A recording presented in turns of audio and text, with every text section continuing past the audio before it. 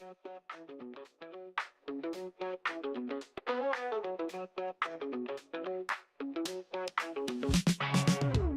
to the spot. It's time to ignite. Oh yeah. Operation Hangout. The feeling's just right. Chilling with the crew. We're ready to groove. Opinions flying high. Come on, let's move. Hang out all night long, all night. Laughing and debating, playing our song. Oh yeah. Share your thoughts, don't be shy. Don't be shy. Operation Hangout, let's reach for the sky. Let's fly. Pull up a chair, let's get in the zone.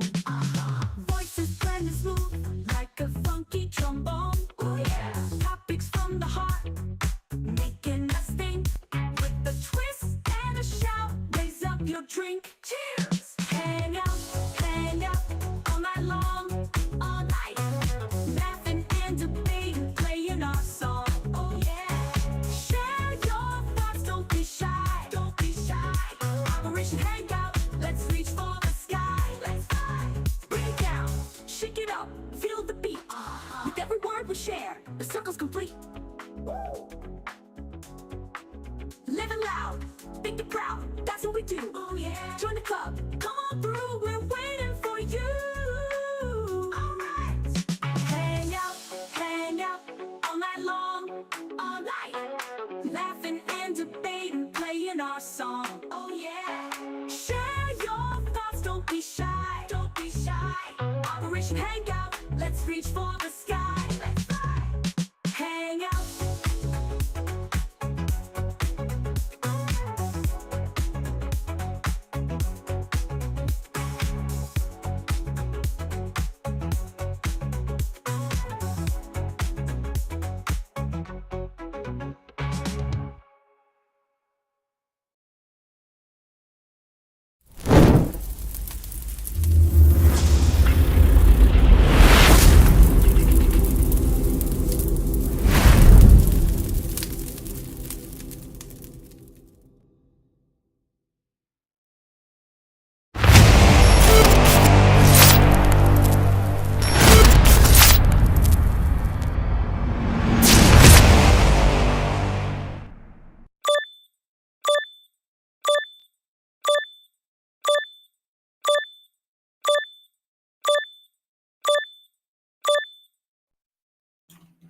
What is going on, everybody? We're back at another stream, another live.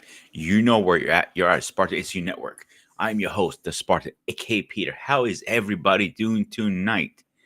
So tonight we have a altered reality story I'm going to talk about, but I can't do this by myself. I got to bring my little helper from the other side of the world, and I'm talking about my boy.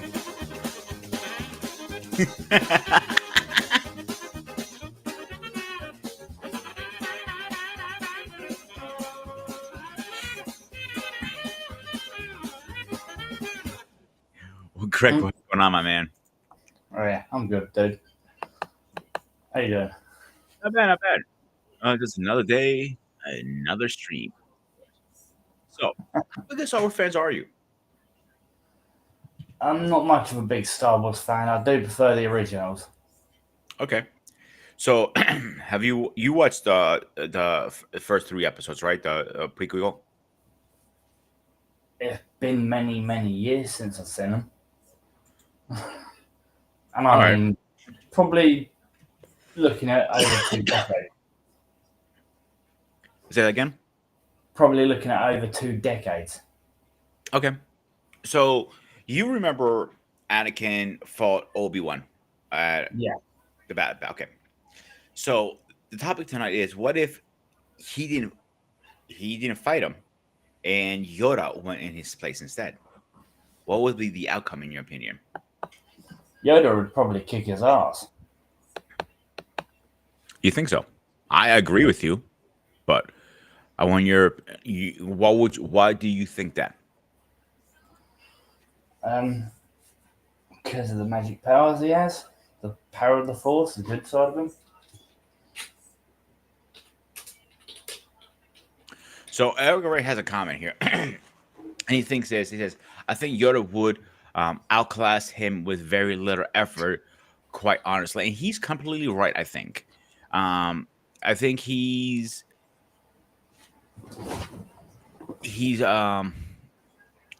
way more powerful than you think.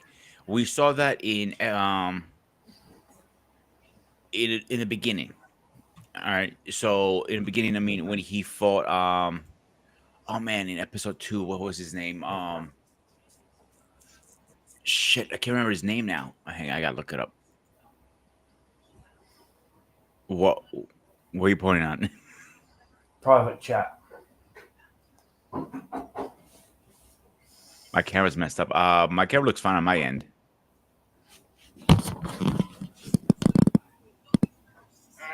Brightness. I can't see shit, bro. All You right, see I'll all fix it the on my end. pixels? You see all the pixels from my camera to yours? That's not from me, dude. That's from the what's called it. That's from the YouTube side. I have nothing to do with that. All right. All right. So I'm gonna look up the Star Wars who fought Yoda because I can't remember his name. Where is it? Where is it? Where is it? Episode 2.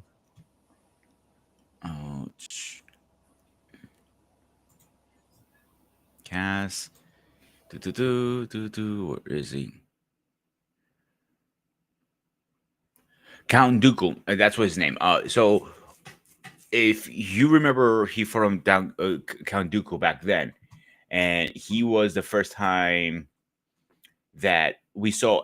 Oh, what's his name? Damn, my brain's free. Obi-Wan Kenobi? No, uh, trying to think his name. Yoda. First time we Oh, see yeah. powers from Yoda in general. You know what I'm saying? Yeah. So, and that is a thing that we didn't see to then. That was the first time. Mm. You know what I'm saying? Yeah. All right, let's see. Hopefully that fixed the problem. No, I have nothing to do with that, dude. It's not even on my end. So Could let me be try some- restream because there's been a lot of problems with a lot of the stream sites. All right. So anyway, let's get through the story anyway. So my question is to all Star Wars fans tonight is, what if Yoda fought him? What would be the outcome? And what would be the outcome of the story moving forward? So we got another comment from Eric. To coin a phase, Yoda would give him a mercy killing, not unlike that a rubber dog, which is all Anakin was before he became. Rabies. I'm sorry. I think it's a rabid dog. Yeah. So I disagree. I think Anakin was more stronger than people think he was. He was a chosen one. End of the day, I don't care how you cut the apple. He did go after everybody. He did destroy the order, but in the end of the day, he turned back to good. So that still makes him the chosen one, in my personal opinion. You might disagree or agree, whatever, but I still feel Anakin was the chosen one, no matter how you look at it. You Yeah. disagree with that, Greg? I don't disagree with it at all, dude. Yeah. So that is the argument a lot of people are having. Excuse me. In the Star Wars world, because they're saying it was a different, Anakin would never beat any of these guys. He was never weak. He was very emotional. But I think his emotion was his strength end of the day. Hmm. So what do you have on that?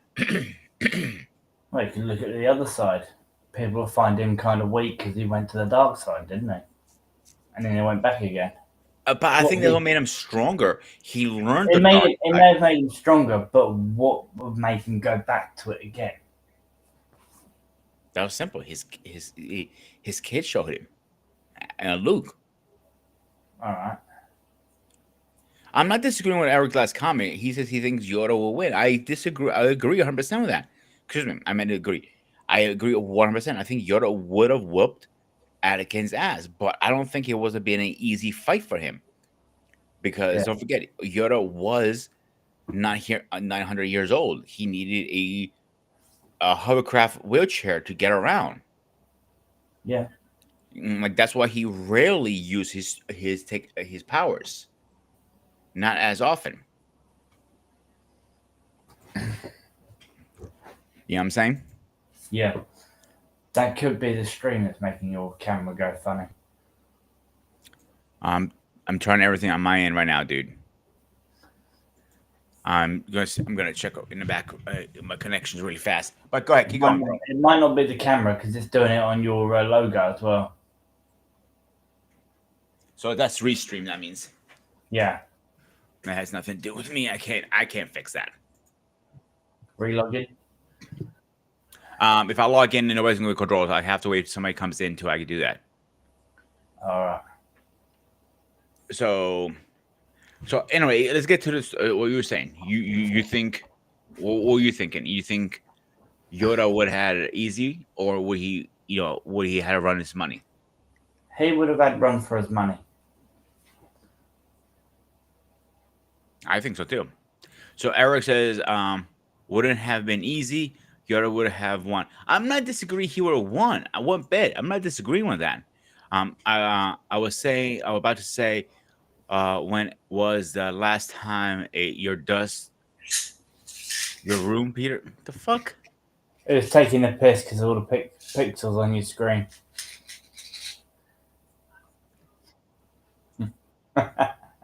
Funny.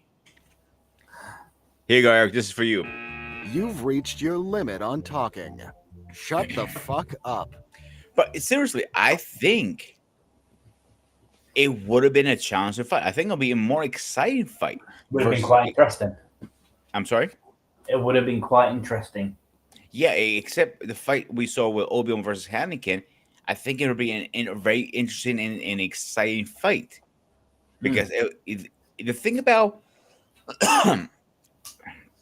Anakin and excuse me, Anakin and Obi-Wan, they knew each other's moves very, very well. To the point that that's why they seem swinging their lightsabers all over. And a lot of people have given shit for that. It's like, oh, that's not real sword fighting. And yeah, that's true. It's not real sword fighting. Let's be honest here. But the point of that was every time they went down for a down strike, they reversed it to up strike or technique 1, technique 2, and so on, because they knew each other's techniques, because they trained with each other for so many years. Right. You see what I'm saying? Yep. Versus Obi-Wan, not Obi-Wan, Yoda, he did not know his techniques as well. Yeah.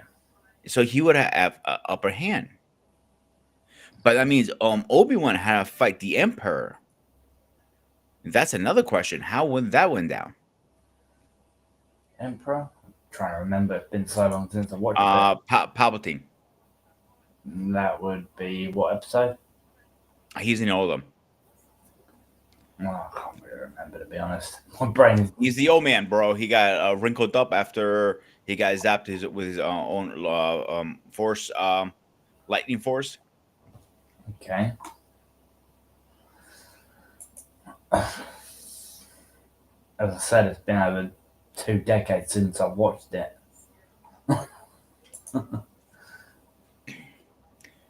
How the hell are you coming on a Star Wars episode and you did your homework? I have no idea, mate. I'm sorry.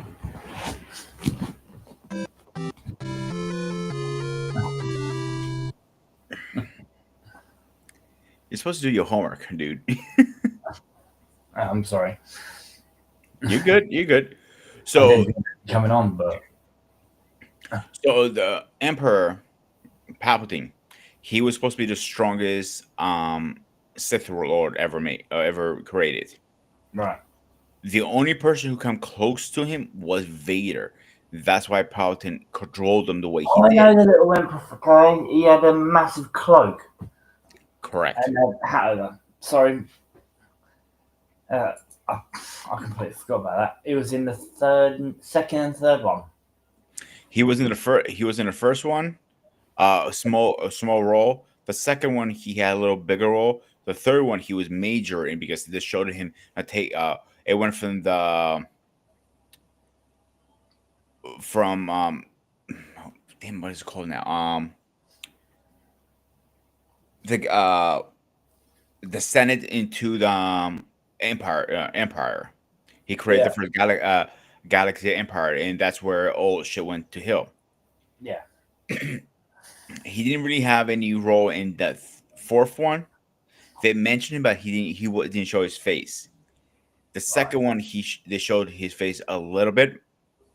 I'm not second one. I mean the fifth one, and he had a bigger role in the sixth one because Luke was supposed to destroy him, but he ended up not doing it. But didn't he fall off the platform and have like loads of electrical things coming out at the end of his fingers? Yeah, but he ended up surviving that. Actually, that's why he came back later on. That's as But he was far as I all can remember that Yeah, he ending was all go. plugged into machines. And Eric says Palpatine said that Vader would become more powerful than both of them together, and that is true. He was actually more powerful.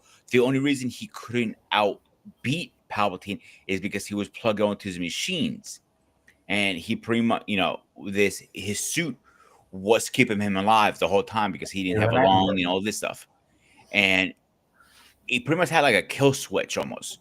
If he felt like Vader was going to betray him, he would stop him immediately. He had him under his thumb. In the comics, Vader actually planned of taking him down multiple times, but every time he tried, he failed. The best one was what game was this? Star Wars Force Unleashed. Yes. Dark. His the name was Dark Strike or Star Destroyer. That's what his name. Star Destroyer. It was a clone actually he created with but his ability was as strong as Vader's. But he also couldn't beat Vader because Vader was more experienced at him. The clone was supposed to kill Palpatine. Okay. He could end up, Vader ended up just killing or destroying the first clone. He made another one, and the same concept happened. Now, the argument a lot of people says which one was better game, Star Wars Unleashed 1 or 2. First one's a lot better than the second one. The second one felt it was rushed. If you haven't played it, please go play it. It's a very good game. Have you played it? No. Oh, Star Killer. I'm sorry, Star Killer. There you go. So Star Killer was a very strong clone. Okay. Vader did after Order 66. He did hunt the rest of the Jedi's, and he did execute every single one of them. Yeah. So the question is, what outcome do you think would happen if Yoda destroyed Anakin there? Well, Anakin's probably ain't as old as what he looks like, but Yoda is what, hundreds of years old, and he's got a lot more experience, so he can do the sneaky shit he wants to do with them. If you know what I mean. Yeah, go. It's a good possibility. Camera's better. I'm sorry. Camera's better. It fixed the problem. Yeah. Whatever you did. I just shut it off a minute and turned it back on. Okay. So I have no idea what's going on, but it's fixed. That's all I care about. So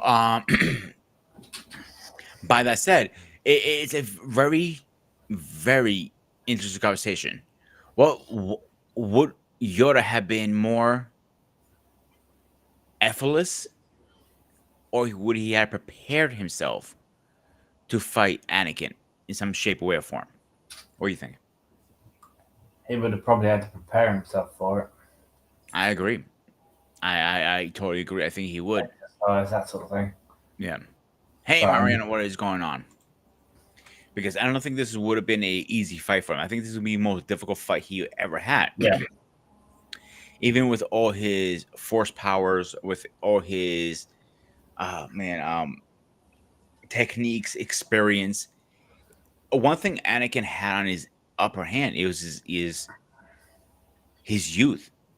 yeah, Because you're talking about 900 years old versus 30 years old, I believe Anakin was in the in what's it called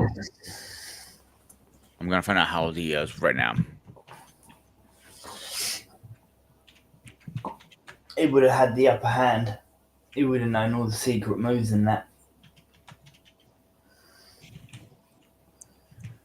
Anakin was 22 during Return of the Sith. Very young, but he did have experience, combat experience. Yeah. So You that is talking a about big. the first ones, 2 and 3, 1 and 2, the very first So ones. the first one, in the Fennis, Menace Fennis, he was 9 years old. Attack of the Clones, he was 19. Return of the Sith, he was 22. All right. I'm So currently getting my hands on them, so I can watch them all. yeah, we got more Star Wars episodes coming up this year, so you better get your homework done, buddy. So, and Eric says, very saying that. I Right. think he would have had a good chance because his agility. That's another thing. As an old fart, he was a very agilable. He was very immovable. So if you remember when I'm sorry, not Anakin, with Yoda for the other guy, he had his money, he had his upper hand, Count Dooku. But don't forget, Yoda did train Count Dooku at one point too. Yeah. All right, the difference between him fighting Obi-Wan is completely to Yoda is that he would have taken the fight with Yoda very seriously. So I think he did take the fight seriously with Obi-Wan too. But I think the outcome we got because they knew each other's moves. And one thing Obi-Wan could not do is finish it. He could He, not after he was demangled there. He wouldn't let him, die there. Thought he would have been toast. You know what I'm saying? But he wasn't. What was happening was he got burned, but the Emperor ended up saving him, and that's how we got Vader. I think Yoda, if he did the same move, cut all his limbs off, he would make sure he was done. But before we move on, let's get this guy in here. Ladies and gentlemen, please rise for our president.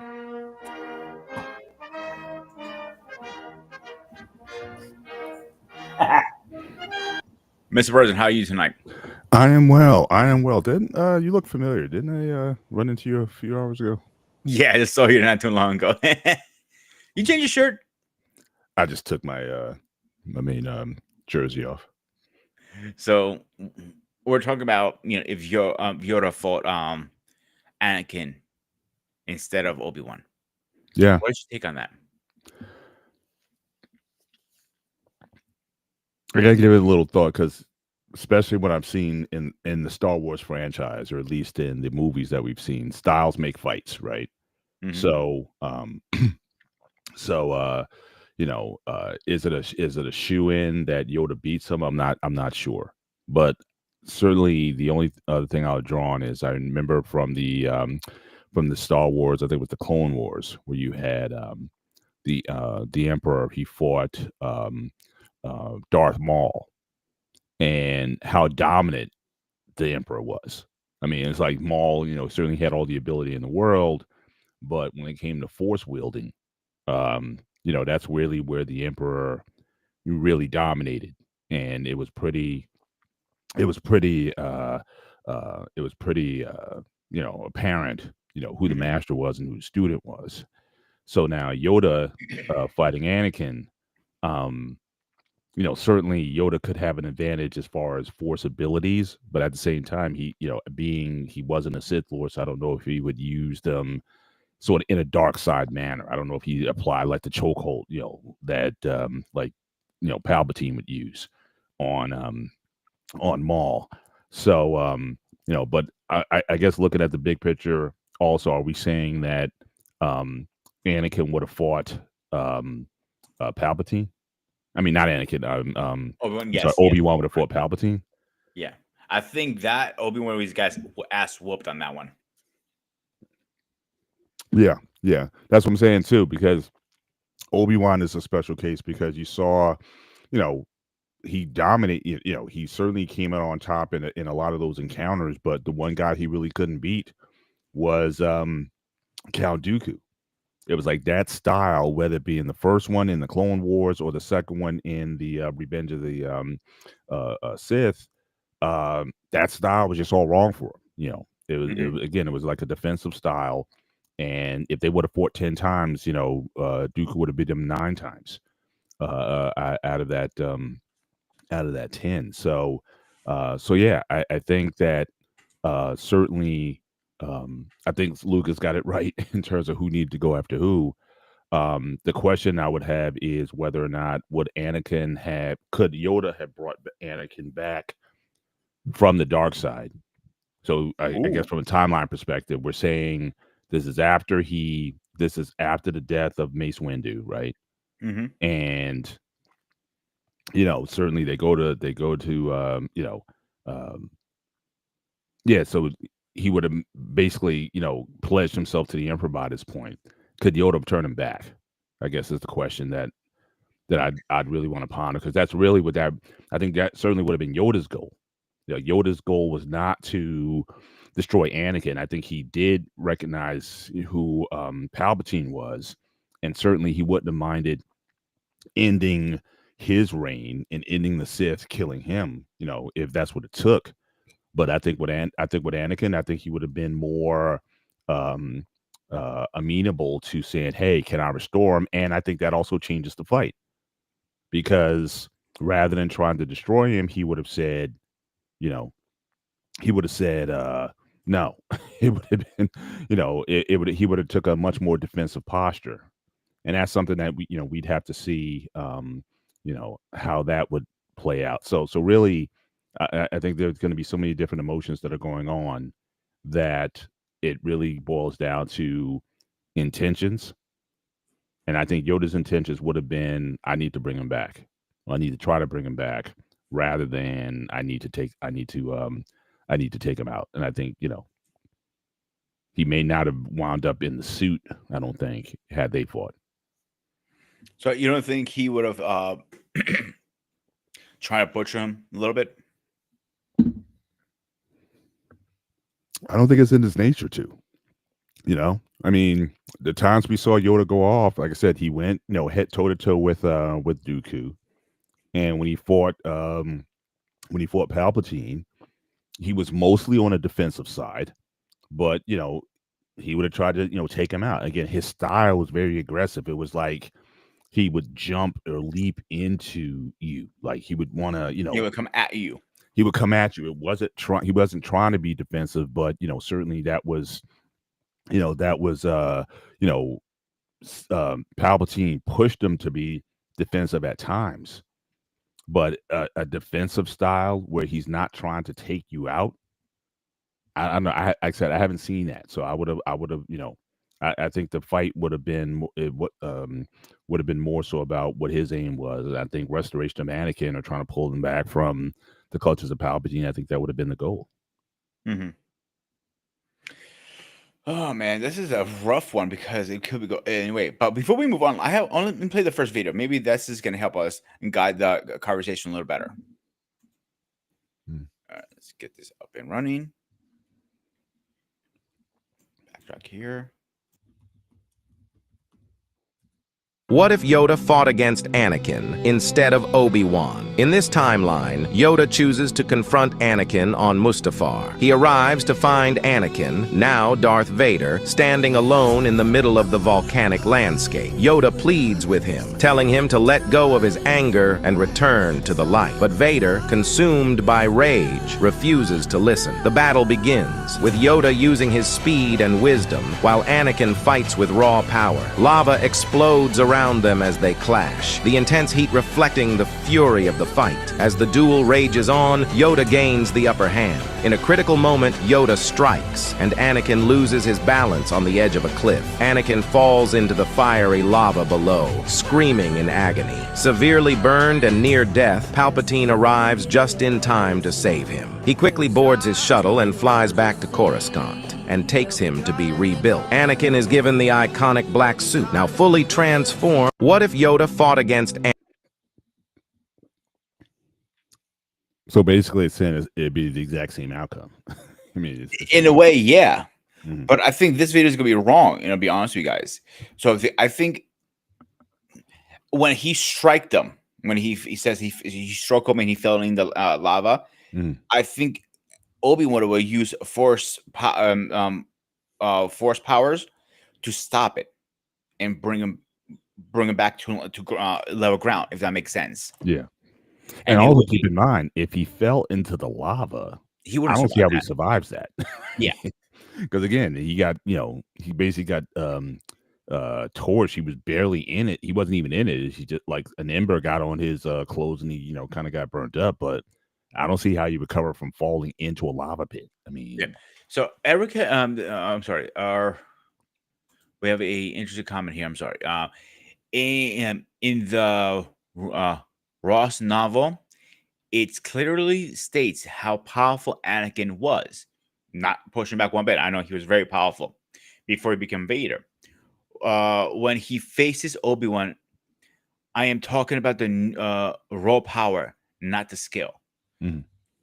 I got killed on that. He does have some extremely raw power. Anakin wasn't perfect against Astro. Can't pronounce it. Ataru. That's Ataru. so Thank that you. right. So that's Obi-Wan style. That's Yeah, again, but technique. Ataru is a defensive minded style. hmm See, that's why I may disagree. He said it was perfect against Ataru. Again, Anakin won. I mean, Obi-Wan won the fight. So I don't know how. Again, the whole purpose of the style it's to use your aggression against you. Only pushback I got for that when he jumped and Obi-Wan pretty much did switch cheese with him with a lightsaber. Anakin did get cocky. He thought he could leap over him with ease. Right. And if he wasn't cocky, we would have a different outcome still. Right. But up to that point, they fought to a standstill. Yeah. You know what Because I mean, every move. so again, Go ahead. I'm sorry. Go ahead, Chef. Go ahead. You go first. no, so I can't say that his style was perfect. I mean, it basically I think he, you know, he just fell into what Ataru was meant to defend against. You know what I mean? That one I don't know. Um, but again, they say it like I said before, this style make fights. You can be a fighter in the boxing, for example. You could have more power than your opponent, but the opponent may be more skilled, or Mhm. they may neutralize it. I mean, like Floyd Mayweather, he fought Canelo Alvarez, and clearly Canelo had a lot more power than Floyd Mayweather, but Mayweather neutralized him. He couldn't use it to.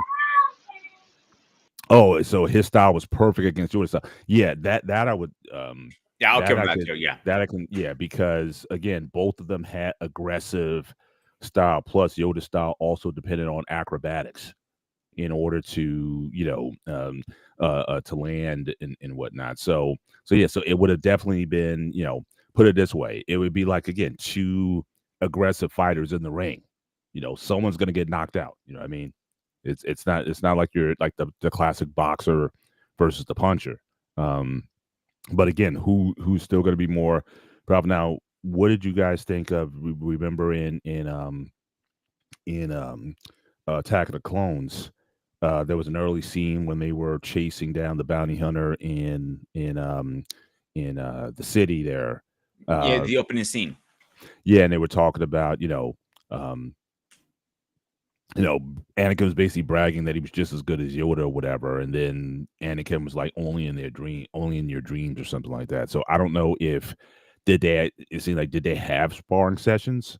No, I'd be interested in if there's a backdrop in terms of how those sessions went, but they seem to indicate that they had some sessions, and for Anakin to even at that time, even though he was still a Padawan at that time, thinking he was just as good as Yoda in sparring.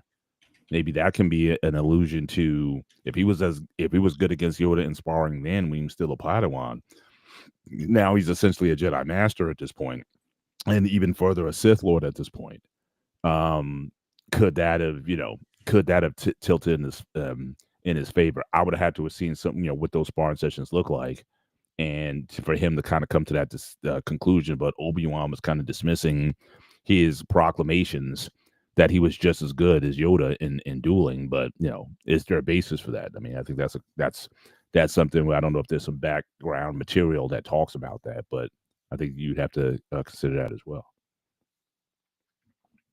And that is a good question, to be honest with you. A very good question because we don't know. The only thing we know right now, it says Anakin sparred with everyone he could. Mhm.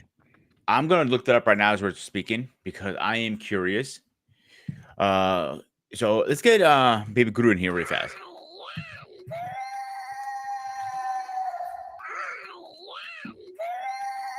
Dave, what's going on, my man? Ladies and gentlemen, there's no good in Africa if you have bears or Congo in the midst. So choose one for me, since I'm African. And that's what I I choose totally bear, agree with that since I'm in because North there's no America. show tonight. Now, if I was not in Africa, I would choose the gorilla or Congo in the midst because I am kind of strongish in a way. So, good don't fit me. Never have, never will.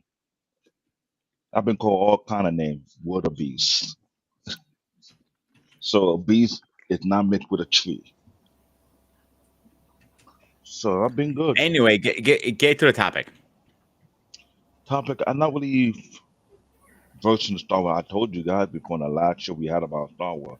I haven't been following up since what 2012 or so. So a lot has been in the gap I could not follow. So it'll be hard for me to contribute to the conversation because growing up I was a Star Wars fan. Yet after a while, until I find the ownership had went from George Lucas to Disney, I gave up on it We're not because talking about that, David. I know you talk about a particular That's a different topic. show coming up. Let's stay on topic.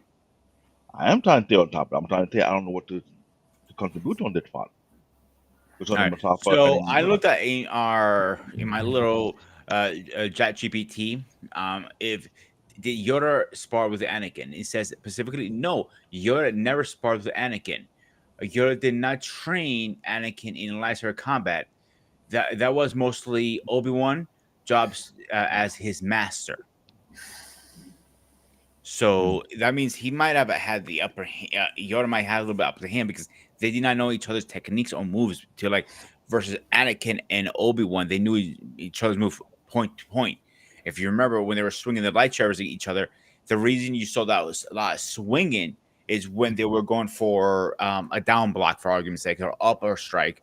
They they were going. He was reversing to something else, and the other person was about to counter, and then they were spinning the lightsabers in circles because every time everybody was going to do a move, somebody was blocking each other. That's why it took so long to strike. Mhm. Yeah, I'm not sure if I agree with the AI. Again, that line in, like I said, Attack of the Clones, um, to me alludes to the fact that he probably went head to head. Seriously, or at least train Anakin a little bit, it would be a bit surprising. Mhm. I kind of agree with the last comment that he probably had some time with a lot of those folks. He might have had some time with Mace. He might have had, because again, how then do you at the same time pick the spot? I think his main style was Cerisa was his fighting style. So again, how would which one works if you don't go up against different ones or find the one that's right for you? I think part of it is going up against different styles and find what works for you naturally. So I would say that they've had some time, even though obviously there's nothing in the movies or in the novelizations that indicate that.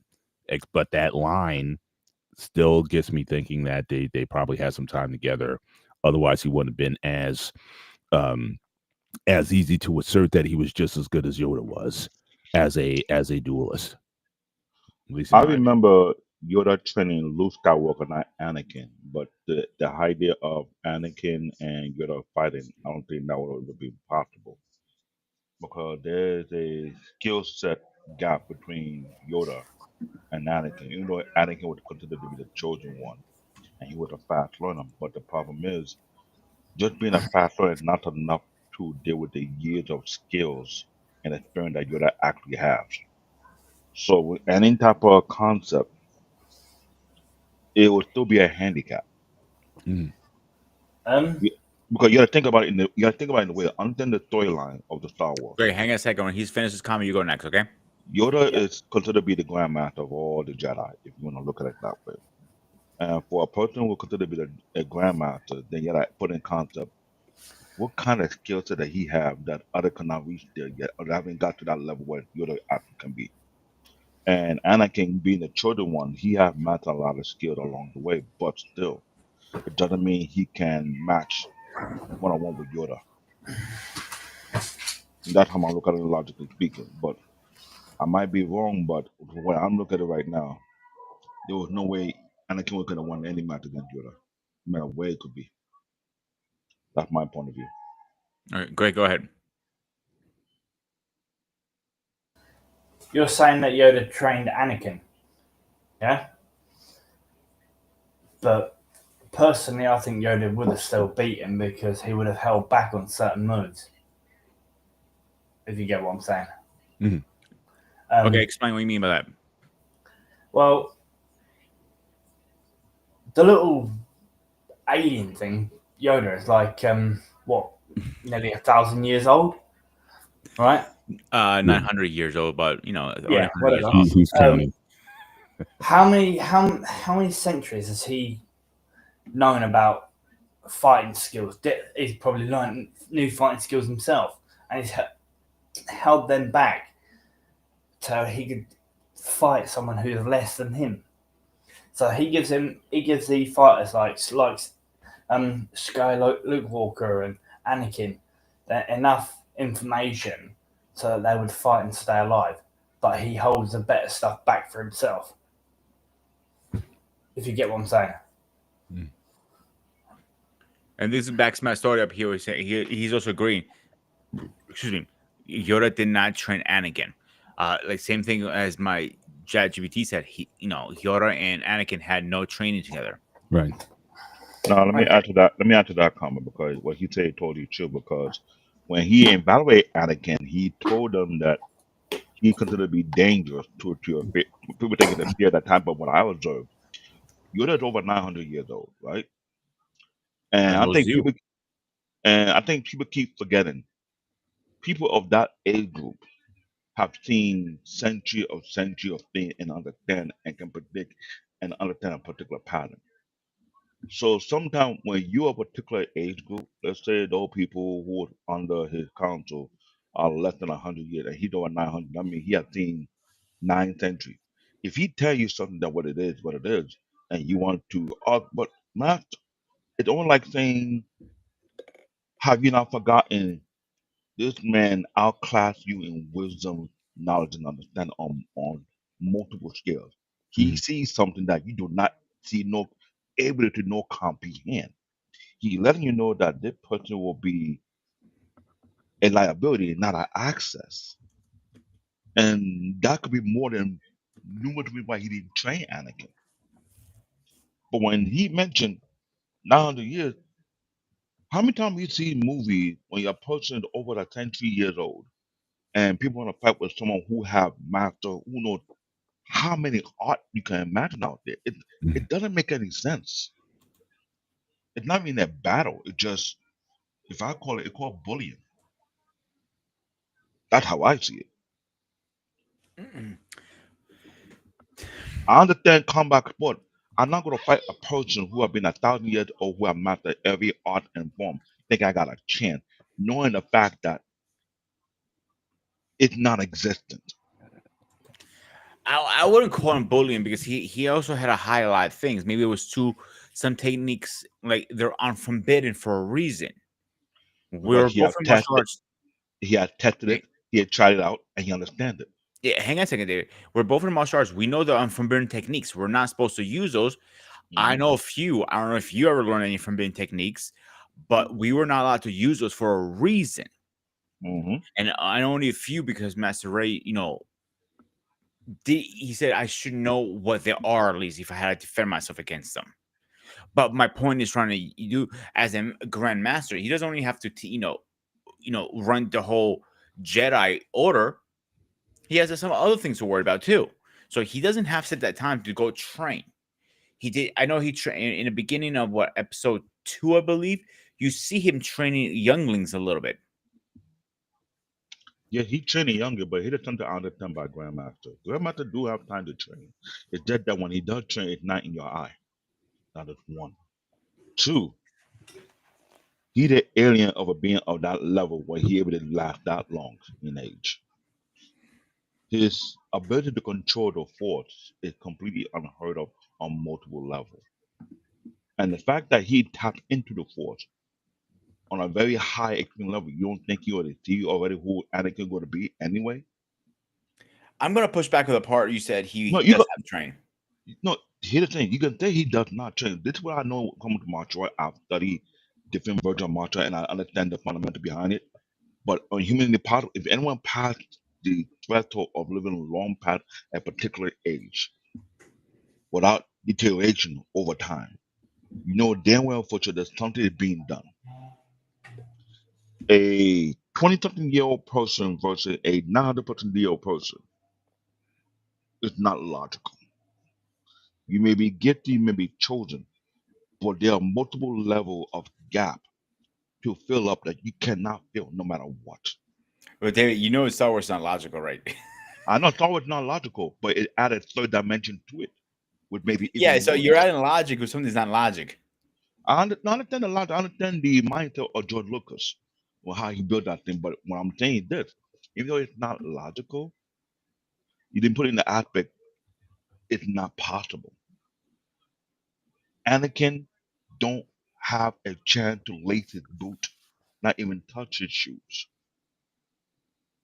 That is comprehensible because if no one can understand it, then by all means, keep hitting a brick wall as many times you want to. Mhm. That's the concept of it. I'm a logical thinker, Mhm. and I get it. Who want to deal with someone who have been more than 1,000 years? Mhm. How much knowledge does the man have that he could use against me without even lifting a finger? Mhm.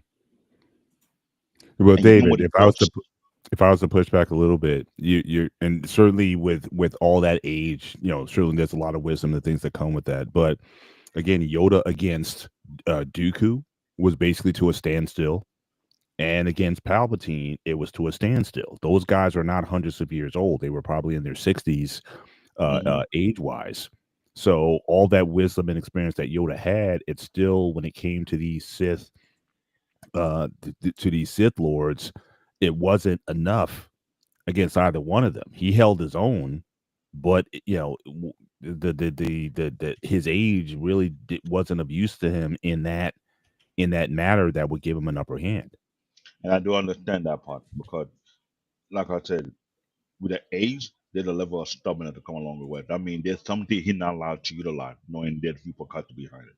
Mhm, He know many styles, know many skills, but when you are stubborn after learning things that you know it's not worth using, that can hold you back too as well. mhm. And I'd probably even say now I know again you guys have trained in martial arts and whatnot. Hmm. I tend to question. I know you said masters still train. Not I not I always. s- I disagree with yeah. that comment. Yeah, because I mean, again, and I'm talking about like sparring to the point where, again, there is risk of bodily injury from your sparring. I don't see a lot of old guys, and you even see it in their shape. Like a lot of these guys, they get fatter, right? They get heavier. Like they're not. in fighting form. They it seems like after a while, when you talk about the belt systems, for example, your mastery of another belt, so you get like third Dan, fourth Dan, fifth Dan, has nothing to do with fighting. It almost becomes like it becomes a matter of philosophy, not as far as like physical shape or condition. So you're a grandmaster, you're in your 60s. Are you in there looking to have the younger, more aggressive black belts? Are you testing yourself against those guys on a regular basis, basically saying, okay, come at me as hard as you can, and so let So me see if I can stay still in shape in case of one of my students or whatever. And you hope it doesn't happen. Say one of the students say, okay, I think I've exceeded you, and now I want to take you on. And this isn't like lions in the wild where the younger aggressive males run off the older ones. yeah. So I'm gonna answer two questions here. Okay, first, Palpatine was 65 when he faced Yoda. That's one. Two, in the style I was trained under. So remember, my style was a mix from karate and kung fu. So the guy who Master Ray also trained with was his brother, who was moved overseas in Japan, that he took the system to the next level over there. So they called him we nicknamed him the oldest dragon because his brother was a lot older, obviously. He never sparred. He never trained any weapons.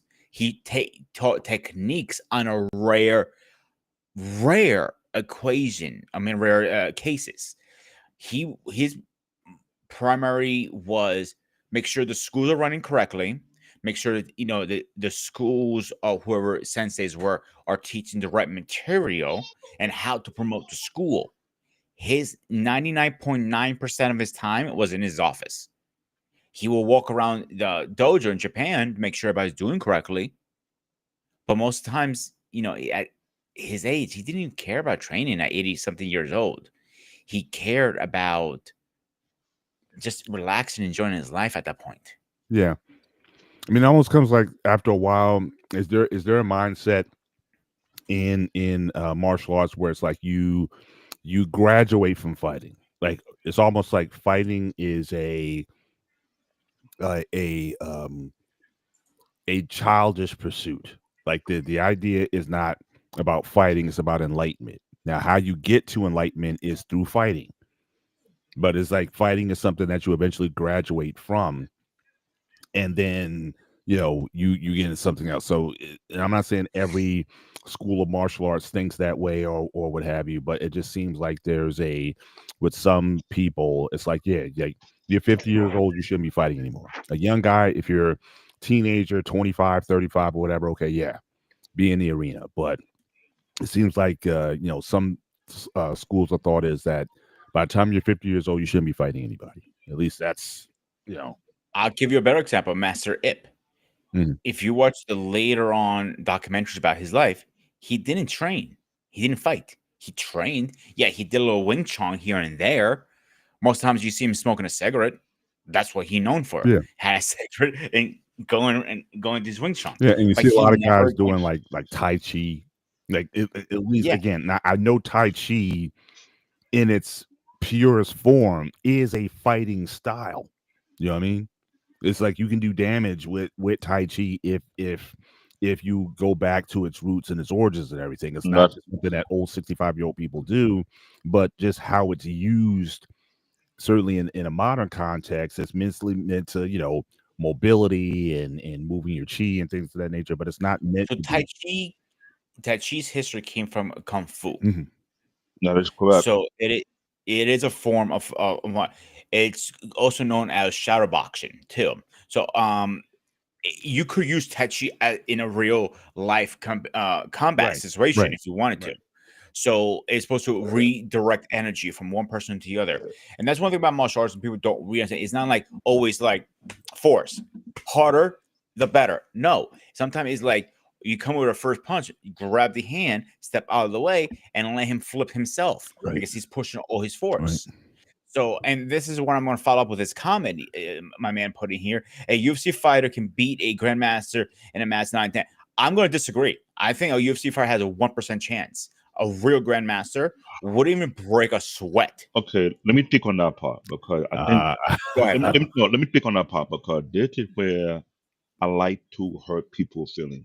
If you compare a UFC fighter, then take that particular UFC fighter and let him join the one PC or the one championship tournament and realize that the huge stark different because in UFC you don't have real martial artists in there. You have people who try and learn all type of dance or style.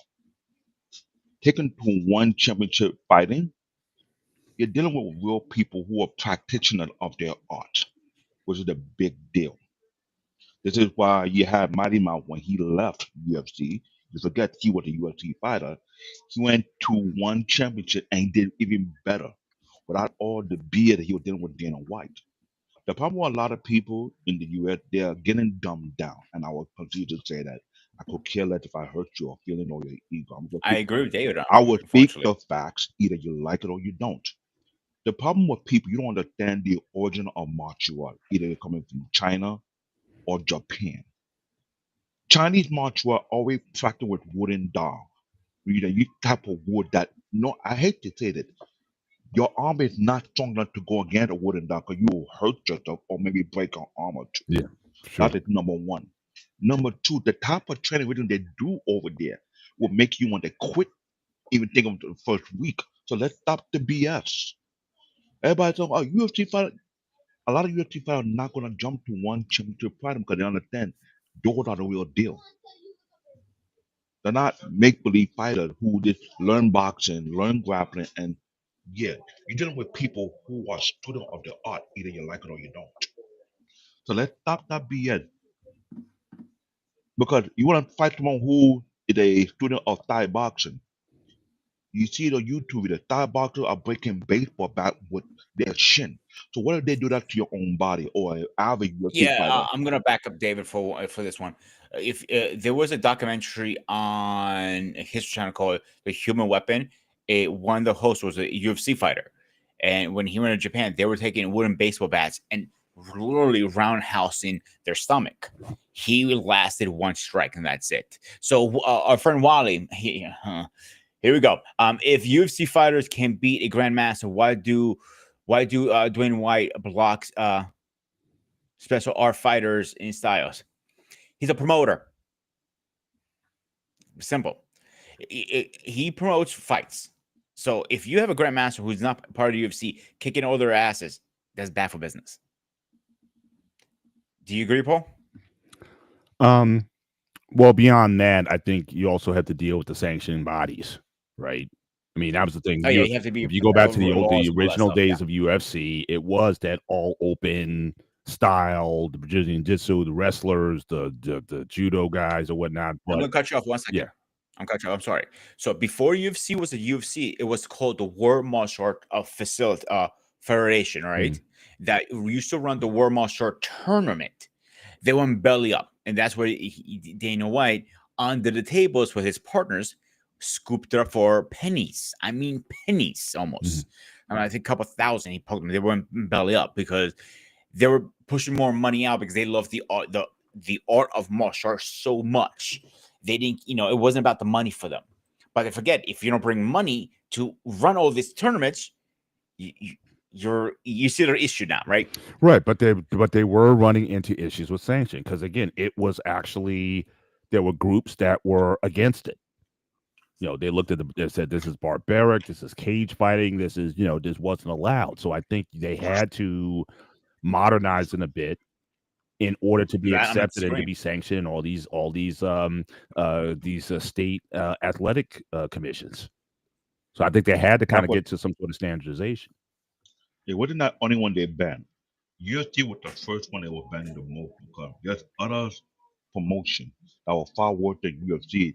They never come to the state. They stay away from the state for that particular because they style of fighting and the type of rule they promote. These politicians will want to block it either you like it or you don't. That's why Yeah. other promotion are doing their competition outside of the United States. Pride PC. If you know the history of Pride PC, it came before UFC. This is why a lot of the youngins who are jump into combat sport don't know the history. There's a lot of underground fight that have been going on for decades that it never make and they never come out in the public for a specific reason. The kind of fight they go out there is traditionally life or death situation. That being said, will you have that type of match in the United States? No, the legal ramification? No. Stop it. Unless you understand the history of martial art, it's better to keep your mouth shut. I'm being brutally honest, and I don't care if I'm being disrespectful. When people don't know nothing about martial art, it's better them to shut the hell up on it and start speaking garbage. So when it was the World Martial Art Federation ran the World Martial Art Tournament, to how to enter the tournament, you had to show some type of form that you were actually trained under this instructor, and you do have some type of range in that style. Now, when the UFC came in play, that whole documentation style went right out the garbage. Like it became very what was the word I'm looking for? Politic, pretty much, like boxing. Boxing is very politic. Like, you can't disagree with that, Paul. Oh, for sure. It Sure. wasn't like what it was back in the day when you know, even before the Rocky movies, they were okay, who has the hardest punch? Who's the greatest fighter? It's not. It's who is the dumb Irish guy. People think he's a good fighter. He's a horrible fighter. He's on his back most of the time, and slashing like a fish. He can't fight, but he's the most popular fighter out there. Oh, it's about Conor McGregor. Yeah. Yeah. I think he's a horrible fighter. I'll say his face. Well, he hasn't won a fight in like 7 years. So I mean, that's my point. I mean, but again, he certainly he's got the gift of gab, and certainly he puts himself in a position where you want to see him get beat, or you're a fan of his. It's like there's no. So you want to take this, Paul? Said they didn't want to fight UFC type fighters because they didn't like the way they fought. I guess he's asking the. I think he's asking the question. No, what I was saying is that went back before it became what we know as the UFC. It was basically like blood sport. It was all different styles coming together, and a lot of it was brutal. And quite frankly, a lot of it wasn't entertaining because you would get a guy like on the ground, he'd be like in the corner of the cage, and you pound the guy, and it's just blood, and it wasn't entertaining, and certainly when you're talking about the general public, especially mothers who have impressionable kids and whatnot, they didn't want to see that stuff. And so that's when politicians got involved, and they were like, you got to find a way to clean it up. So again, going to a standardized way of fighting, putting restrictions in where you can't have certain strikes, you can't have certain moves. I think it was to help give it some legitimacy. I think they had to borrow from boxing a little bit in terms of how it got sanctioned by Nevada, especially, and then all the locales that UFC typically has shows. But go back and watch those early '90s cage fights that again eventually became UFC. I remember those times where again it wasn't. A lot of people had strong objections to it because of its brutality, and just from a fan perspective, like I said, it really wasn't that entertaining because you always wound up on the floor and somebody's just getting grounded and pounded, and it just wasn't exciting enough for people. To where But hit it. But let me add to that. Hang on, David. You go next, okay? As a commercial fighter, yeah, they had to clean it up. I'm not disagreeing one bit. Like coming with an elbow strike down to the head, you can kill somebody with that strike. Right. No joke. Right. Eye gouging, you can destroy someone's vision. So some of these moves had to get banned, like spin kicks or spin elbows. Those spin elbows, you're coming around, those can be very dangerous moves. To the point you can kill somebody. I'm not even joking on that. I'm being dead serious. You can put somebody in the grave by the techniques. It was one time a fighter did a spinning heel kick, I believe, was it? And he took him right out. It was the Ultimate Fighter, actually. And people literally stood up like, wow. And that move is not banned, but a lot of fighters won't use it. It's hard to A, execute, B, to get on target, and 3, to control. It's a very hard technique to get in. Even grandmasters would tell you use it on it. on like a secret weapon cases kind of thing. Mhm. David, go ahead. Here's my thing. This is why I have a pet peeve with people who never study martial art, individually speaking, never got into the realm of martial and understand the range it is. This is why I say dumb people will remain dumb people. Before UFC came into existence, yes, they had the Ultimate Fighting Champ, and what Peter will talk about is actually correct. But before that came to a play, there was other fighting promotion that were taking place outside the United States that people were actually dying. Keyword dying in the fight. So unless you don't have the patience to do your research on that and find all the promotion before the Pride PC fight, there are multiple underground fights whereby real martial artists normally don't take the heed warning from their sensei not to engage in these underground fights. That's why you had an animated going backy where it's like they would actually do take place in other society besides the United States of America. So you can have these type of fighter who are walking weapon fight with UFC fighter who are not walking weapon to begin with. So let's stop the BS. I'm just sick and tired of the most dumbest question that people put out there Hang on, about David. UFC. Let's answer some of these questions here because some of them are actually a good point. So this one, he's saying a real fight. In a real fight, you're right. There are no rules. Anything can go. You're 100% right. That I'm not going to argue. The UFC fights is rules. So I don't like that point they say they're calling them the ultimate fighters from because they're not technically ultimate fighters because there are rules in there. Is a ref. He will stop the fight if it's too bloody or he gets knocked out or he's choking him out or tap out. It's In a real heavily fight, regulated.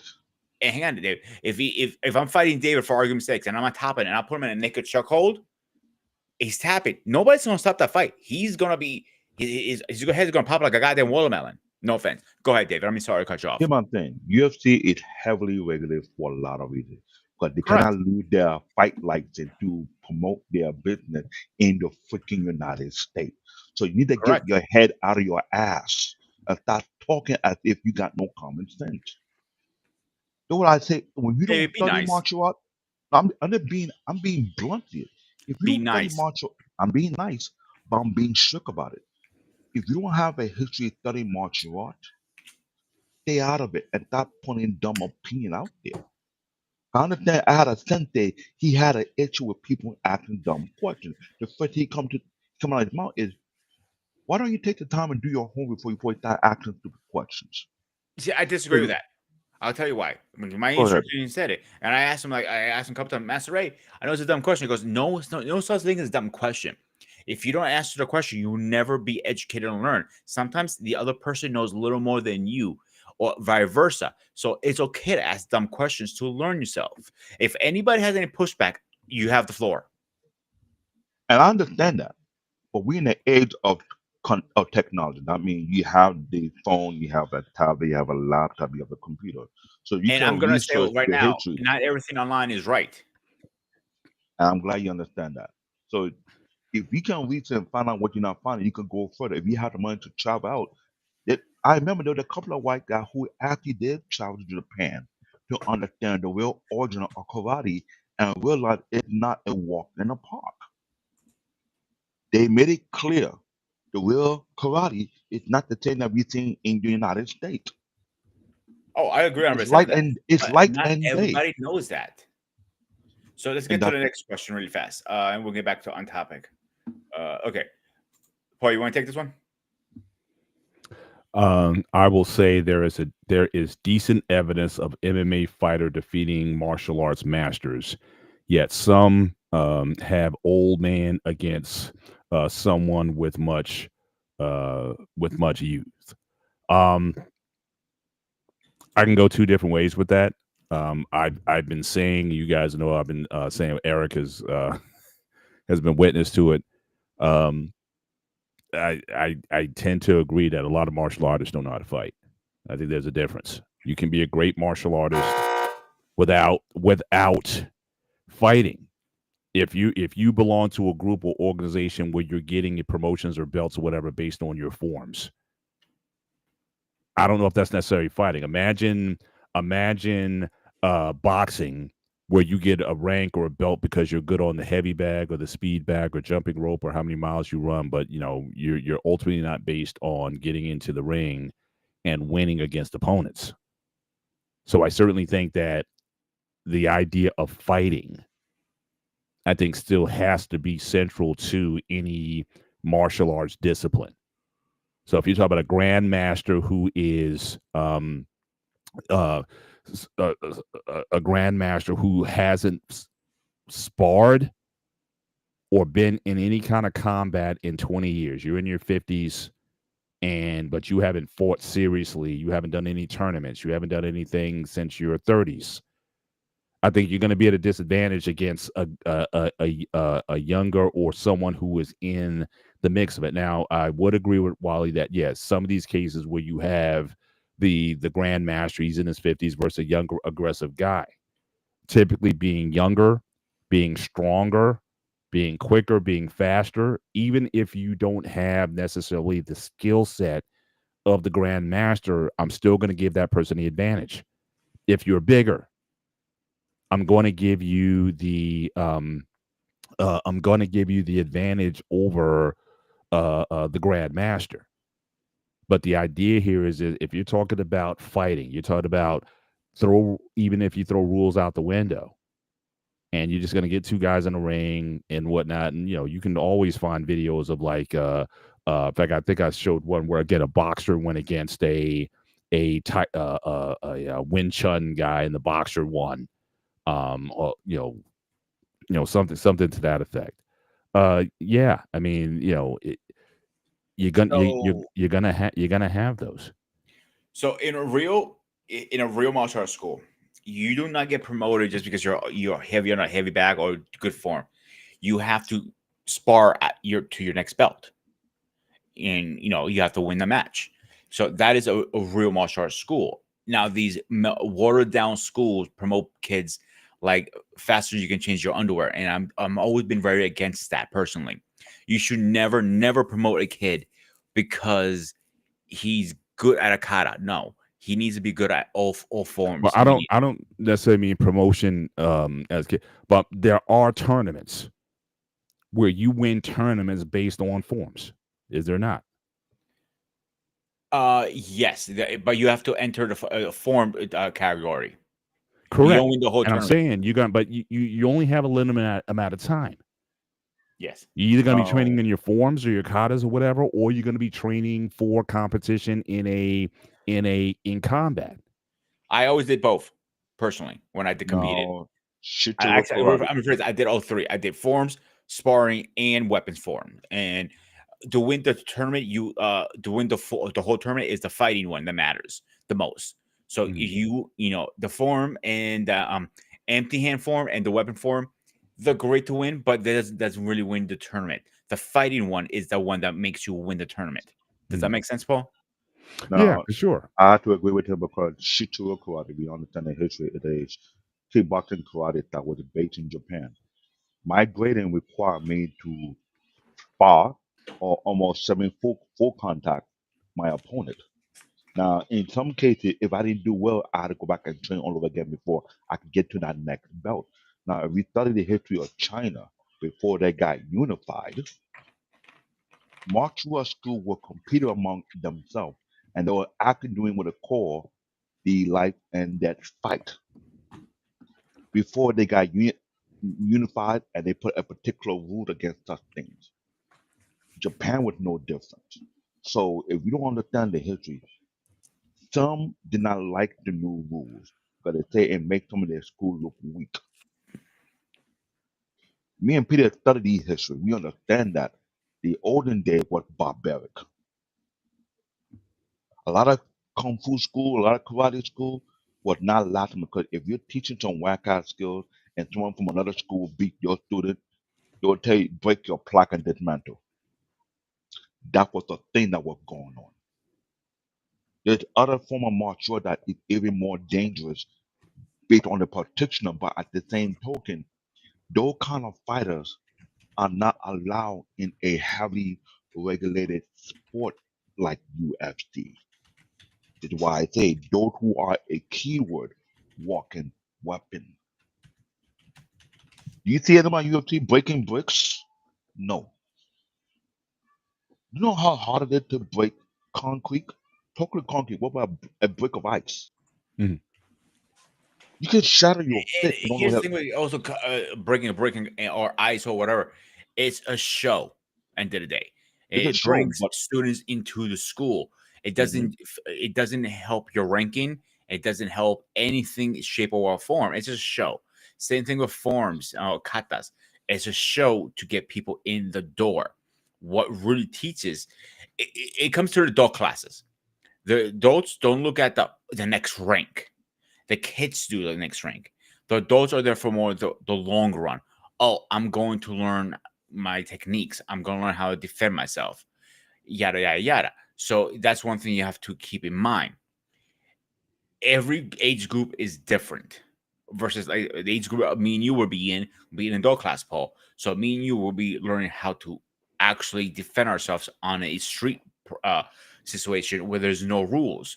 How to defend yourself against a knife, for example, Yeah. or if somebody's on top of you, how to get out of that. Those are real techniques. Mhm.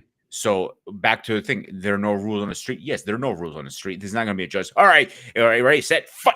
No, it's not like that. The only way you're going to stop the fight when you end the fight, whatever shape, way, or form. Even if you have to eye gouge to somebody, kick him in the balls, or even blow his eardrums out. I seen fights. People they're on top, do the clap technique. This little technique is so simple. You go full pressure to the eardrums. You pop the eardrums. He's gonna be he will know where the fuck he's at. He's gonna be literally seeing stars. Mhm. So let's answer Wally's last question. Let's get back on our topic. So, Dave, you want to read this one? See, that's the thing. See, the thing is, martial arts is just an art form or an arts form that can make you a deadly weapon. Which version of martial arts form are these grand masters standing by? So, as a martial artist, it is a art form. Not that part. I'm not denying that, but it's a different type of art form. It's a self defense based art form. Anybody? Um, I guess I still see two different things here. I mean, when you talk about martial arts form, I correct me if I'm wrong, Raleigh. Are you asking, is is what your grandmaster in is the form or being a deadly weapon? There's multiple different versions. Karate has the basic stuff that you learn in Karate Club, um, but they do hold back from the dark side of karate as well. Mhm. But I guess what we're getting to is what's the objective? If you're saying you want to turn yourself into a deadly weapon, again, you're talking about against people, right? You're not talking against bulls. You're not talking about against dogs. You're not talking about against wolves or whatever. You're talking about, again, being basically against another person. And to me, the only way you get better at that is, again, through the idea of heavy sparring or, some sort of competition or something where you're constantly thrown into a situation where you cannot control the moves that come at you. So again, like Wing Chun, for example, is very heavily based on, you know, um, on Sorry, some sort of sparring or again, pair, but you know what's coming. When guys pair off and they're doing their handwork or whatnot, again, is that going to be the case in the street? no. now I'll ask this question. It's saying people want to look down on martial art, then what would the point of teaching unique form of martial art to the military to begin with? When you're teaching them to be a weapon, to be out there in the field. The hand to hand combat, CQC. But And you've that is got martial to art. think about it's similar to Star Wars. You've got the good side of, say, like karate, and then you've got the bad side of karate. Mm-hmm. If you get what I'm saying, you've got the Yeah. light side, the dark Let side. me touch base on what Paul was saying with Wing Chun. So when you pair up with your one hand here, and like a cross. So when you're sparring, you can throw any technique. Your job is to block that technique. That's why it's also known as shadow boxing. Mhm. So with shadow boxing it's a very interesting form actually. It's a way to kind of like feel the motions, how to block the motions. And that's why Bruce Lee was so fast on his techniques because he could be able to feel the move coming in. That's the point of shadow boxing. Is it 100% dumb proof to any street fight? Absolutely not. But what was the Most- base of Bruce Lee's boxing, though? I'm sorry. What was the base of his boxing? Self defense. No, Am I wrong? boxing, Good. Western boxing. Oh, that's what I meant. I'm sorry. I thought you meant That's what I'm saying. I mean, his again, why he was different was again he combined again a lot of different forms, right? Fencing form, boxing, Western boxing form, and he can basically combine that into his Jeet Kune Do form. You know what I mean? So I have a question Go ahead. about what Raphael was saying. Back to the topic, sort of thing. Why didn't Yoda train Anakin? Well, in part because he was mostly trained by Qui-Gon Jinn. Yeah, but I mean, why didn't he train him? He may have been trained by someone else. But why didn't he train him at such a young age, like he did with Luke Skywalker?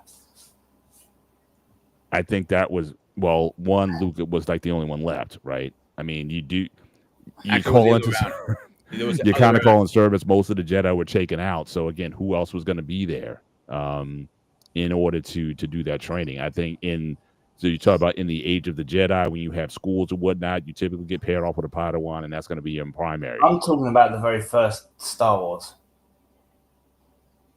Where I think didn't they do a pre-sequel to it? In that, well, if you talk about Episode 1, the very first one from the 70s. Oh, from the 70s. So that's Episode 4. So in that one, you had basically Obi-Wan train Luke, at least partially, but again, he didn't give him a lot.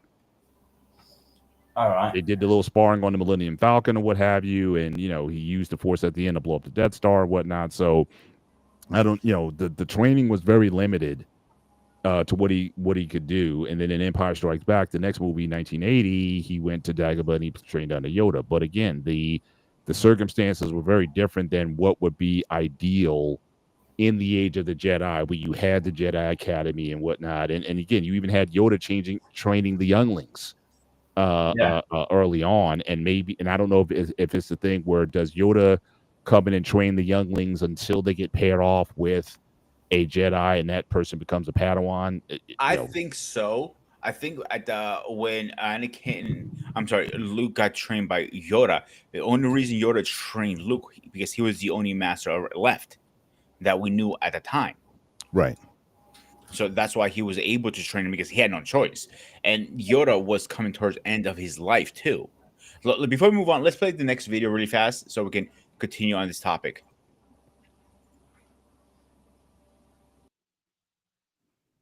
Oh, wrong button.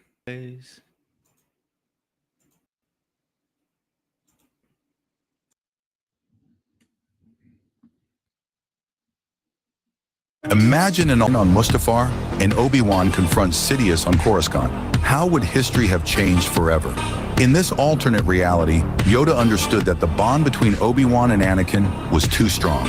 He knew that his former Padawan's heart would prevent him from doing the unthinkable. So he chose to go to Mustafar himself, leaving Obi-Wan with the task of confronting Darth Sidious on Coruscant. On Mustafar, Yoda found Anakin completely consumed by the dark side.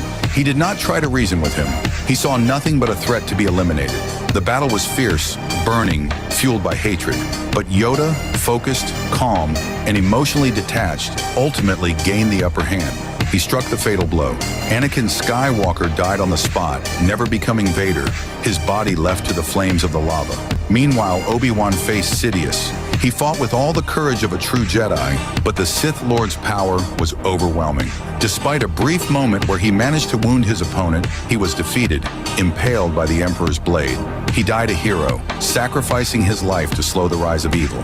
Furious at the loss of Anakin, Sidious sought a new apprentice and turned to Darth Maul. The former Zabrak, broken but still alive, accepted to return under his former master's wing. Together, they imposed their reign through the newly formed empire. Yoda, burdened but resolute, exiled himself to Dagobah. With him, he took young Luke Skywalker, whom he chose to raise in secret, far from the Imperial eye. Leia, meanwhile, grew up on Alderaan with the Organos, destined to become the voice of hope in the Senate. And as the Empire expanded, a child of light grew in the swamps of a forgotten planet. Luke Skywalker, trained this time from a young age by Yoda himself, with immense potential, greater than the Luke we all know, he would one day face the Emperor and his apprentice, Darth Maul. And what do you think of this new version?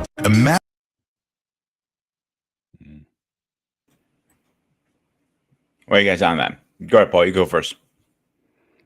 I agree with the latter part. I think the Emperor would have taken care of Obi-Wan relatively easily. So he would have been just a martyr in that sense.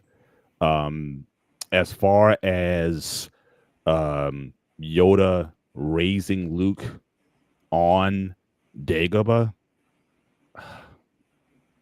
I don't know. And again, I don't know. Well, I would say this. I think generally speaking, Jedi are chosen at young ages, but I still think there's sort of a nurturing bond that has to be established. I mean, Luke had his Uncle Ben and Aunt Beru, again, to give like that motherly nurturing. I don't think he could have took him certainly as a newborn. I think that the environment didn't facilitate that. What was Luke going to eat? He couldn't be, fed. I just think that would be a very hard existence for a human being to grow up in that environment.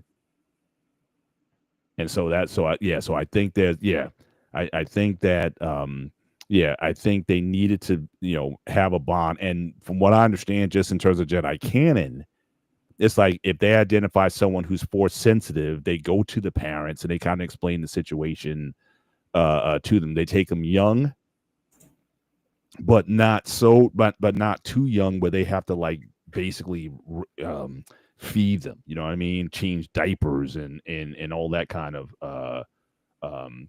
that sort of thing. So I don't think that latter scenario with Yoda raising Luke, I don't think that works. I don't think he has the capacity for it. I don't think the environment would be hospitable to it. You see the food that Yoda was eating, wasn't the best either. So I was like, what are you gonna feed him? I mean, so I think that there has to be, and how you, if that's meant for me, I appreciate it. But I think that, I think that latter scenario. I think you're not far from the truth. I don't think it's far fetched. But I don't. Let me rephrase that. I don't think it's impossible. I think it's more far fetched because, like I said, how will he raise a young human being, an infant, pretty much, versus his own species? Because his own species can eat worms and all that's not nasty stuff. Versus a human being, he needs a specific diet. It's different raising your alien species versus a human species. So I think that would have been an issue. If you told me Obi-Wan took him and trained him, yeah, I can believe that. That's more reality to me than anything. Go ahead, David. Let me push back.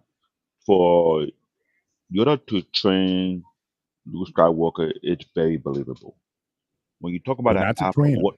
It's when not you to talk train about him. that, when you talk about the aspect of eating, let's not forget we live on a planet whereby everyone in this planet don't eat the same thing. So you got to put that in perspective right now. Yeah, we Human, might not eat the same thing, I but we're know, close to it. but here it. I'm being logical about it. Humans have been known to adapt to certain environment they have put themselves into, or they've been put into, either we like it or not. History had dictated that already. So when I see that video and I see that logic, yes, it's trained of Yoda want to train a young human being.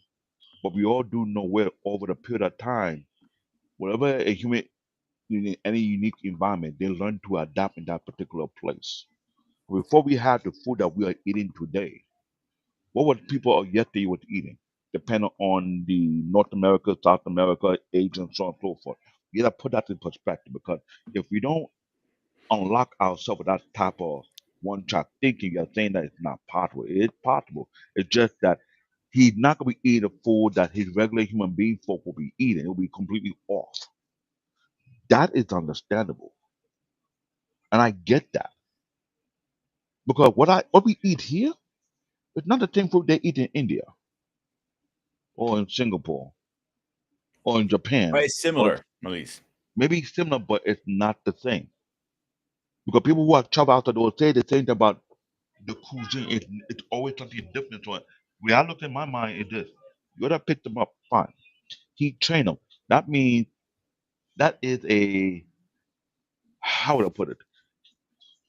Luke will be giving knowledge, insight, wisdom, and training that many other wit they could have. That'll be an unfair advantage. I mean, with everything Yoda knows and understand, he will pass it down to Luke. Luke will continue to be a walking weapon. So Mhm. he'll be way more powerful than he was in the original timeline. That would be the case. That's number one. The dietary, I would not want to ask what he was eating because I know when humans be put in different situations, they learn to adapt and they get used to it. That is the norm. It will like we had a guy who did a show about surviving the wilderness. What do you think he'll put in his mouth?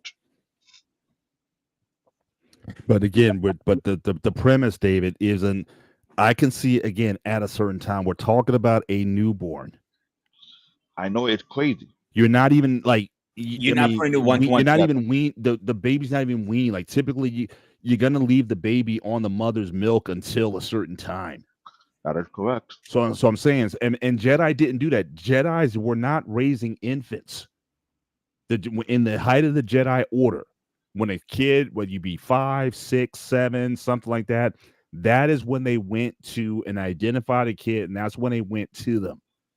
But they've been potty trained by that point. When you saw the younglings in episode 3, you saw that in episode 2, again, those kids, again, they were like 5, 6, 7. And like I told Not infants. I mean, again, you're and not I told Jedi you aren't changing diapers. I took that in context. I said, you know what? I understand it, but another term. Desperate time call for desperate measure. So in that situation, the that he was given, he had to use what he has. I understand it seemed off. It seemed a little bit barbaric. It seemed unhumanly impossible, but you gotta think out the box. And David, I'll be honest, I'm gonna back up Paul. I don't think Yoda would have the patience or the abilities to raise him correctly.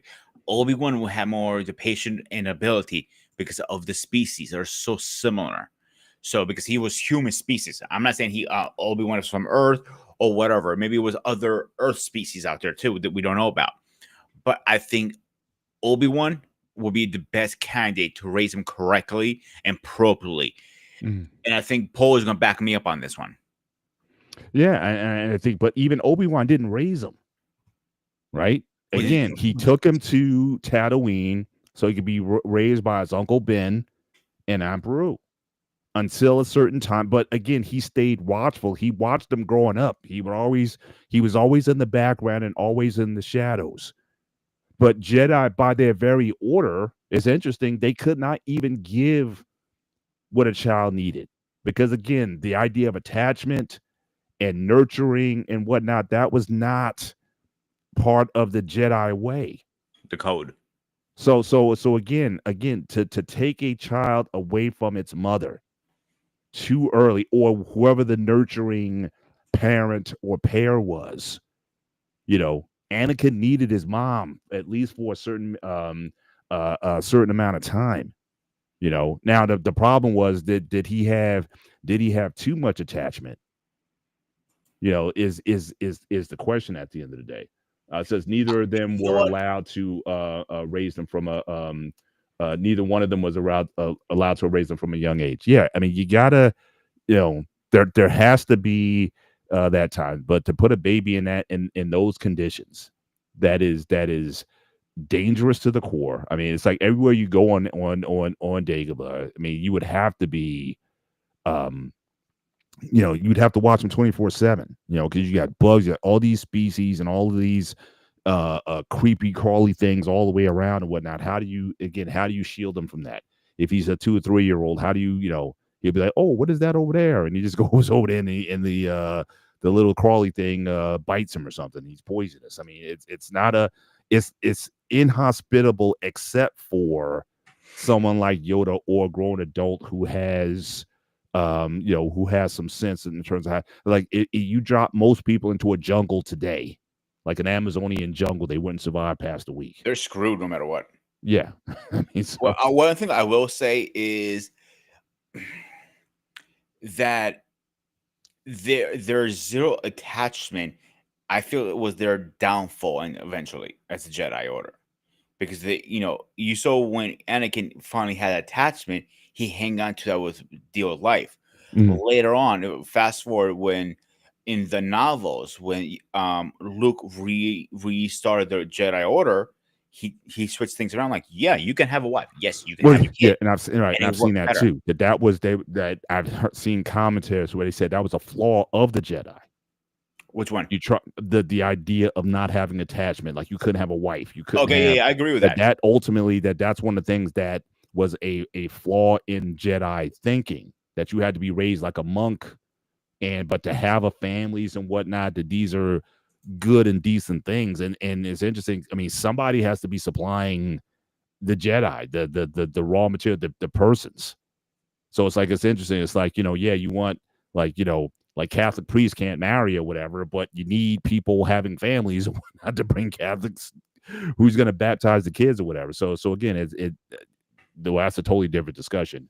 But I'm just saying you need to have, you need to. I think that was an unnecessary prohibition that I'm glad Luke broke in the novelizations and everything past, episode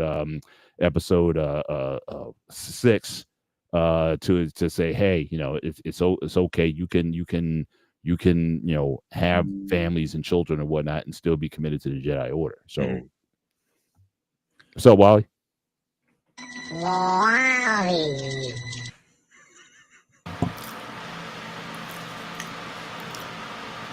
Yeah. All right. Shoot, where do I start? And also, what's going on, Mr. President? Hey, all good, sir. Good Why? What's going on? How are you tonight, my man? Yeah. All right. So where do I start here? I mean, do I start to what we just talked about recently, or do I go with whatever I was talking about earlier? Yeah, start with let's do a rewind on that. Start with so I guess you were talking about the whole MMA versus Grandmaster kind of that you want to kind of further align on that, and then we can get back into the Jedi, or the actual scenarios, Luke versus, Anakin versus Yoda sort of deal. But if you want to go back and expound, because I think I agree with you to some extent that you have to define, I think, what a Grandmaster is. Is he or she a Grandmaster in some sort of form or something, or some sort of philosophy, or are they considered the best fighters around? And what are you really prioritizing if you were going to have that kind of pairing off? Well, yeah. So going back to what I was originally pointing out to, right? When I said the idea of the Grandmaster, right? Because of course, this has been a thing where when me and David did the argument, did a conversation on Babaki, which is wrapped around martial arts in anime, right? And there was one guy that was going tooth and nail with David back and forth in the chats about the art form and what art form can be the more superior art form, however it may be, and all that stuff. My thing was to it is this, right? And this is where I sit here and say it really depends on the fighter and where they're burrowed from. Because you can be a Grandmaster, but if your burrows from a temple, is that martial arts really used as a deadly component, or is just the way of life of the arts where you're on the cleaner side, but the other people that do the same martial arts like you are on the other side? And that's why I'm like, well, which one are which? Is like, are you the one that is like you're showing the fruit of it, or are you the one that's showing the deadly side of it? Because I can see both sides. I can see like just like how y'all brought it up about kids doing karate and all this other stuff. It's like, yeah, y'all can show the fruit of it. That doesn't mean you're showing the other side of it, because usually what do most people would tell you, right? Like even like for instance, perfect practice from a movie's perspective, right? If anyone ever watched Never Back Down, the trainer, movie. right, that taught the young kid, the young teenager, he said never use these skills in an actual fight. Well, why? Because he wasn't teaching you for that purpose to use it, because he knows it's deadly, especially in the intensity of what he shows in the training. So he knows it can be deadly, but he only trains you to have, in a sense, defense skill set, right? To train, have some type of discipline about yourself, everything else. But ultimately, all in all, he knows good and well that if he were to flip the switch, this can be used deadly. And if you look at the fight, you can tell it's just the same way. So I'm like, well, that's why I'm looking at the grandmasters or just anyone with a disciplined art. Because my thing is, when we see you and say, well, like Raphael said in the chat, you know, I've seen countless MMA fighters outbeat grandmasters. And granted, there is videos out there you can go find that is very true. It's very true. Now, granted, some of these grandmasters are older, but then, of course, to like where Raphael said, how much grandmasters do you know that are actually younger? And that's this whole another tangent. Discipline and focus. Okay, thank you, Mandrell. Discipline and focus. But that's my whole point.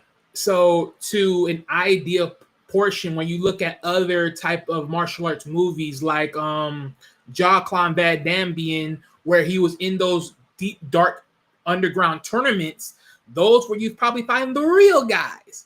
But then that's my whole point. Is like you don't really know what you know until you actually deal with the actual person that's willing to go there. And that's why I'm like, it's very wishy-washy or vague, because let's be real here. You ain't never going to see an actual real fight between someone that actually knows the martial arts and use it in that way on YouTube, because guess what? Those types of fights will never be seen on YouTube. Why? Because of how brutal it is or how dangerous it is, aka to their policy. So unless you actually are there or you actually are part of those things, you don't know. But one thing I will sit here and say, because my brother has been into the martial arts training, as for Muay Thai or Thai box or Thai kickboxing or Thai box, all that, or you know, one or the other, but more likely all three, right?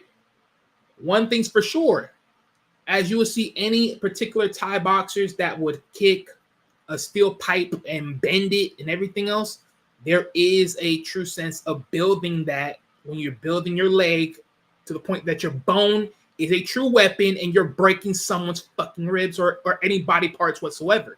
I agree 100% on that. And I would know this because I remember me and my brother were slap boxing with each other.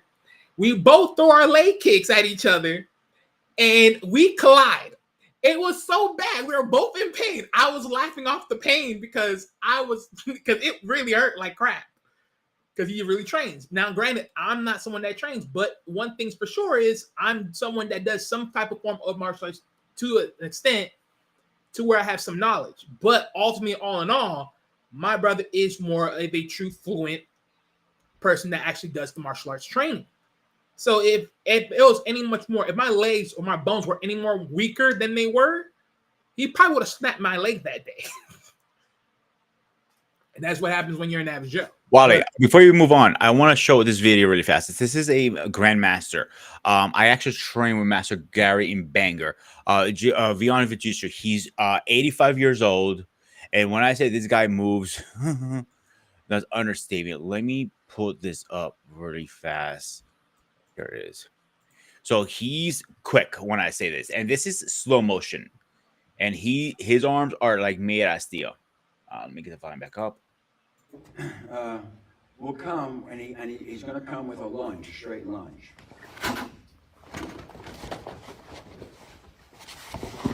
And this is slow motion. Well, yeah, that's training motion. Exactly. So 85 years old, and when he goes in full motion, it's a whole different ball game. You know what I'm saying? Explode. So actually, there's 3 hits. Go ahead, Wally. Finish what you were saying. Well, no, finish off the video. But even to this, because right, I can understand these ideas of training and everything else, but that's like, again, this is more so leading to the actual. Is one thing for practice, is one thing for execution.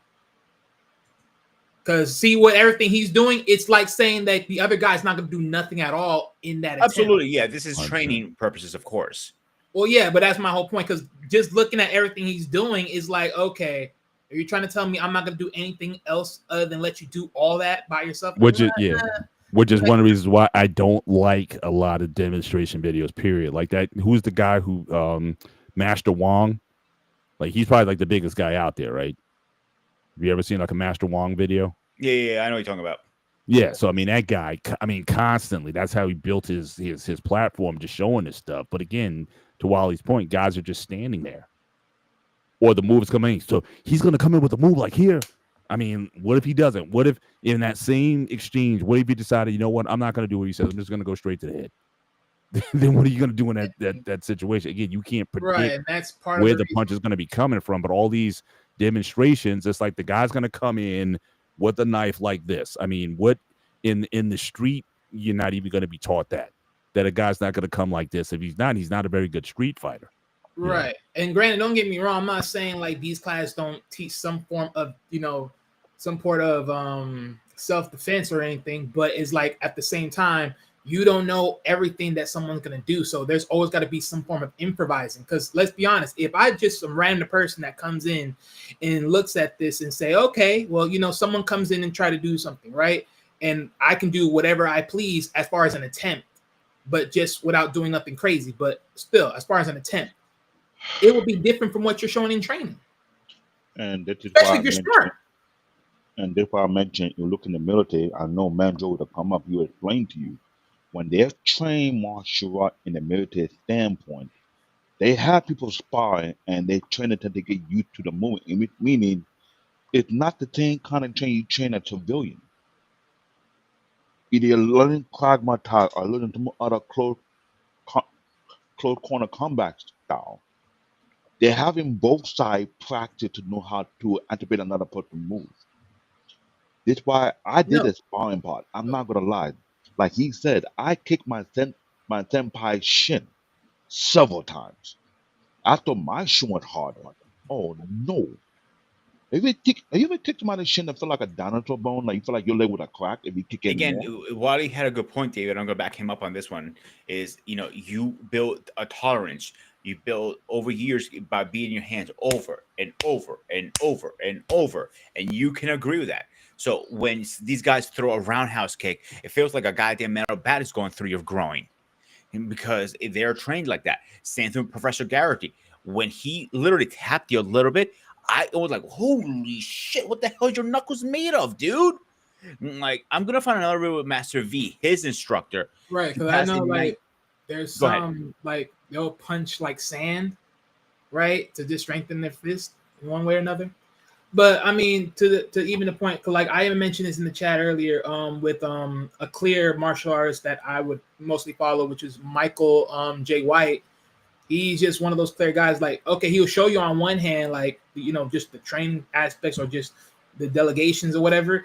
But if he were to turn it on, I think he can flip the switch and really. Oh, he's a real martial artist, absolutely. Well, absolutely. yeah, but that's my whole point. That's what I'm saying. Like, that thing is with an actual grandmaster, as far as for those out there that are truly to the tradition, right?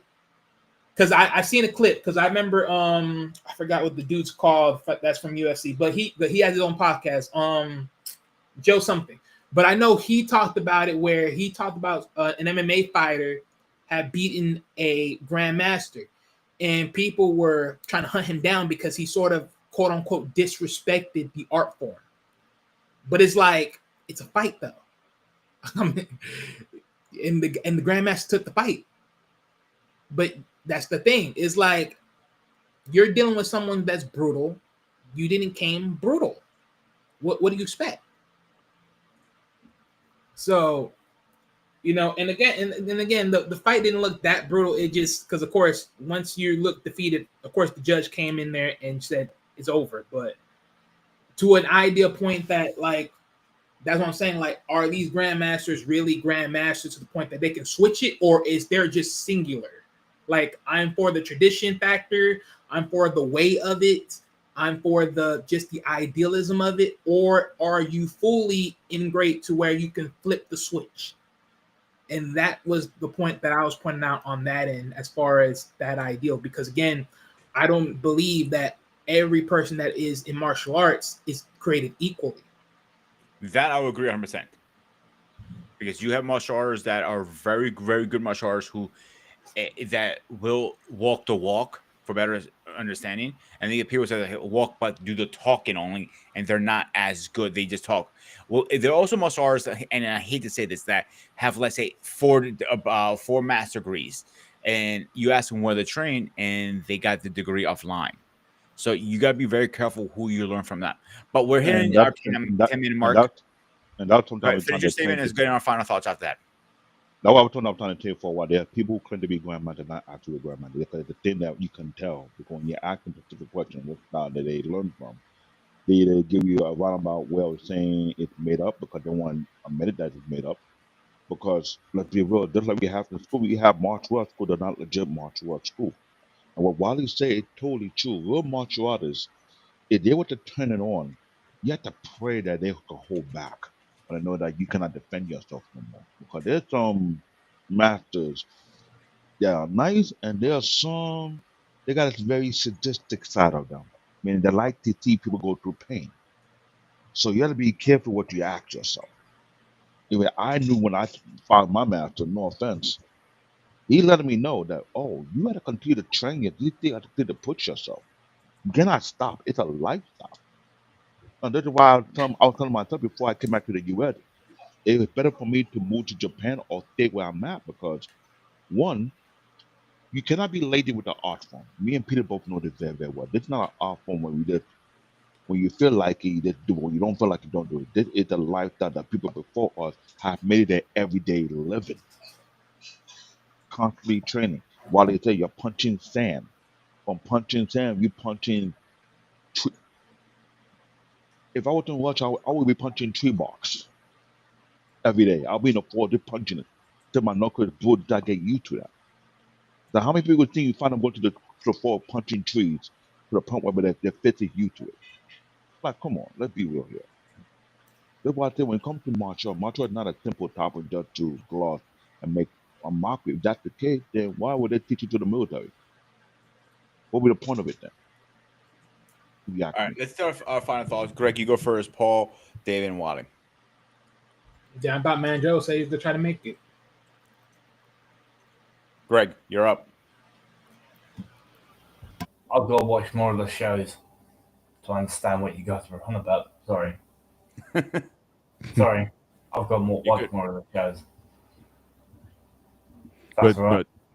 you watched did you at least watch the original Star Wars episodes 4, 5, and 6? Did you watch those, or how many Star Wars movies have you seen? Craig?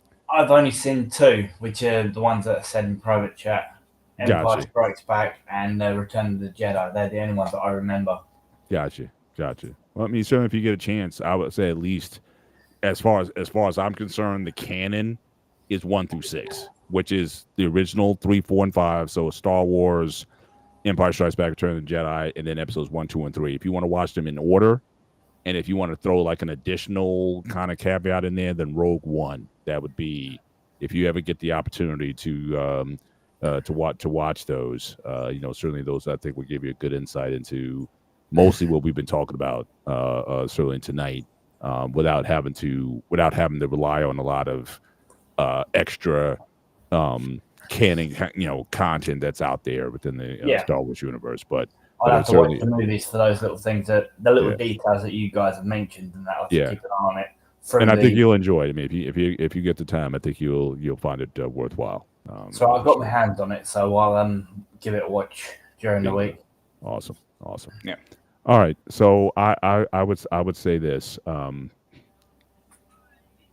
Can you read my post in the last chat? What was the last chat? It says the fights I saw were acceptable by the grandmasters. Whether they were legit or not, I cannot say.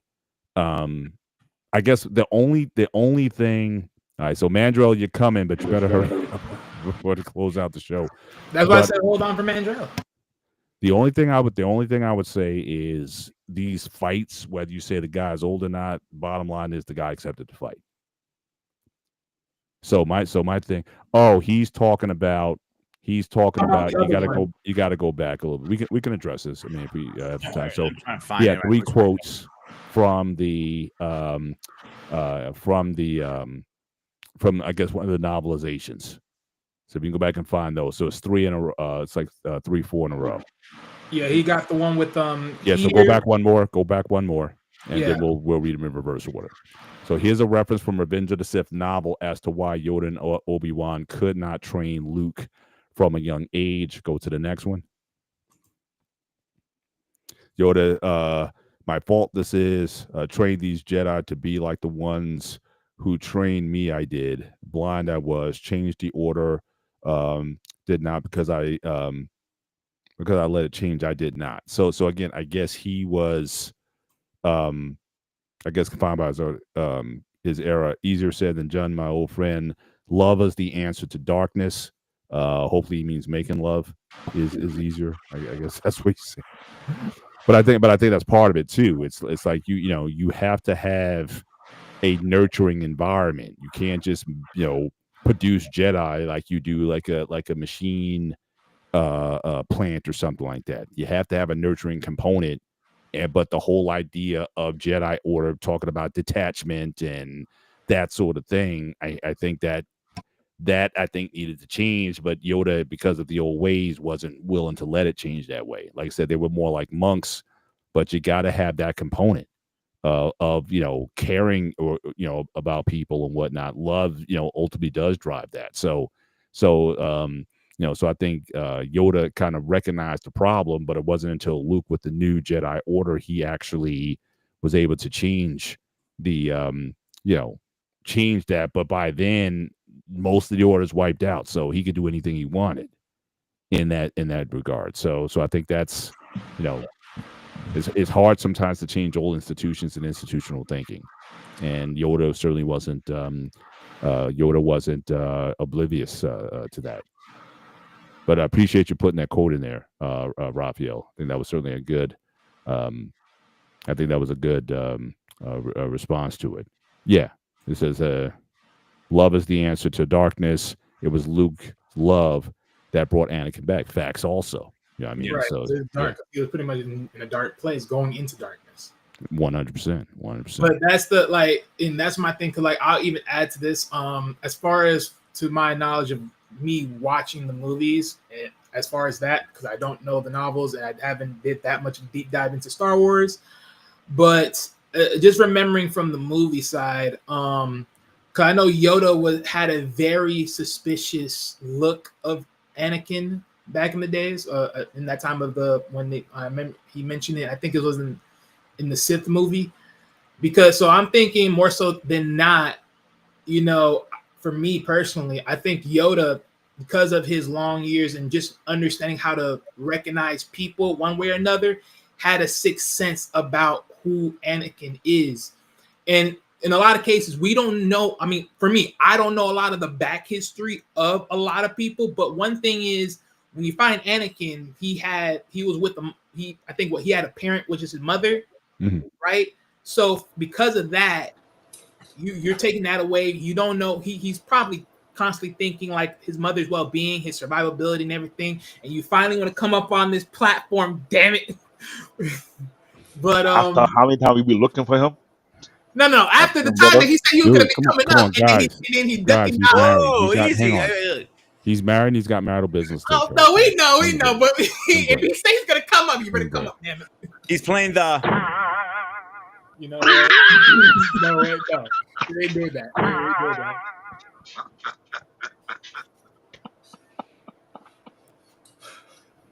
Hello, sir. How are you? All right, you got the floor. Let me Let him get his thoughts in before we close it out. Go ahead.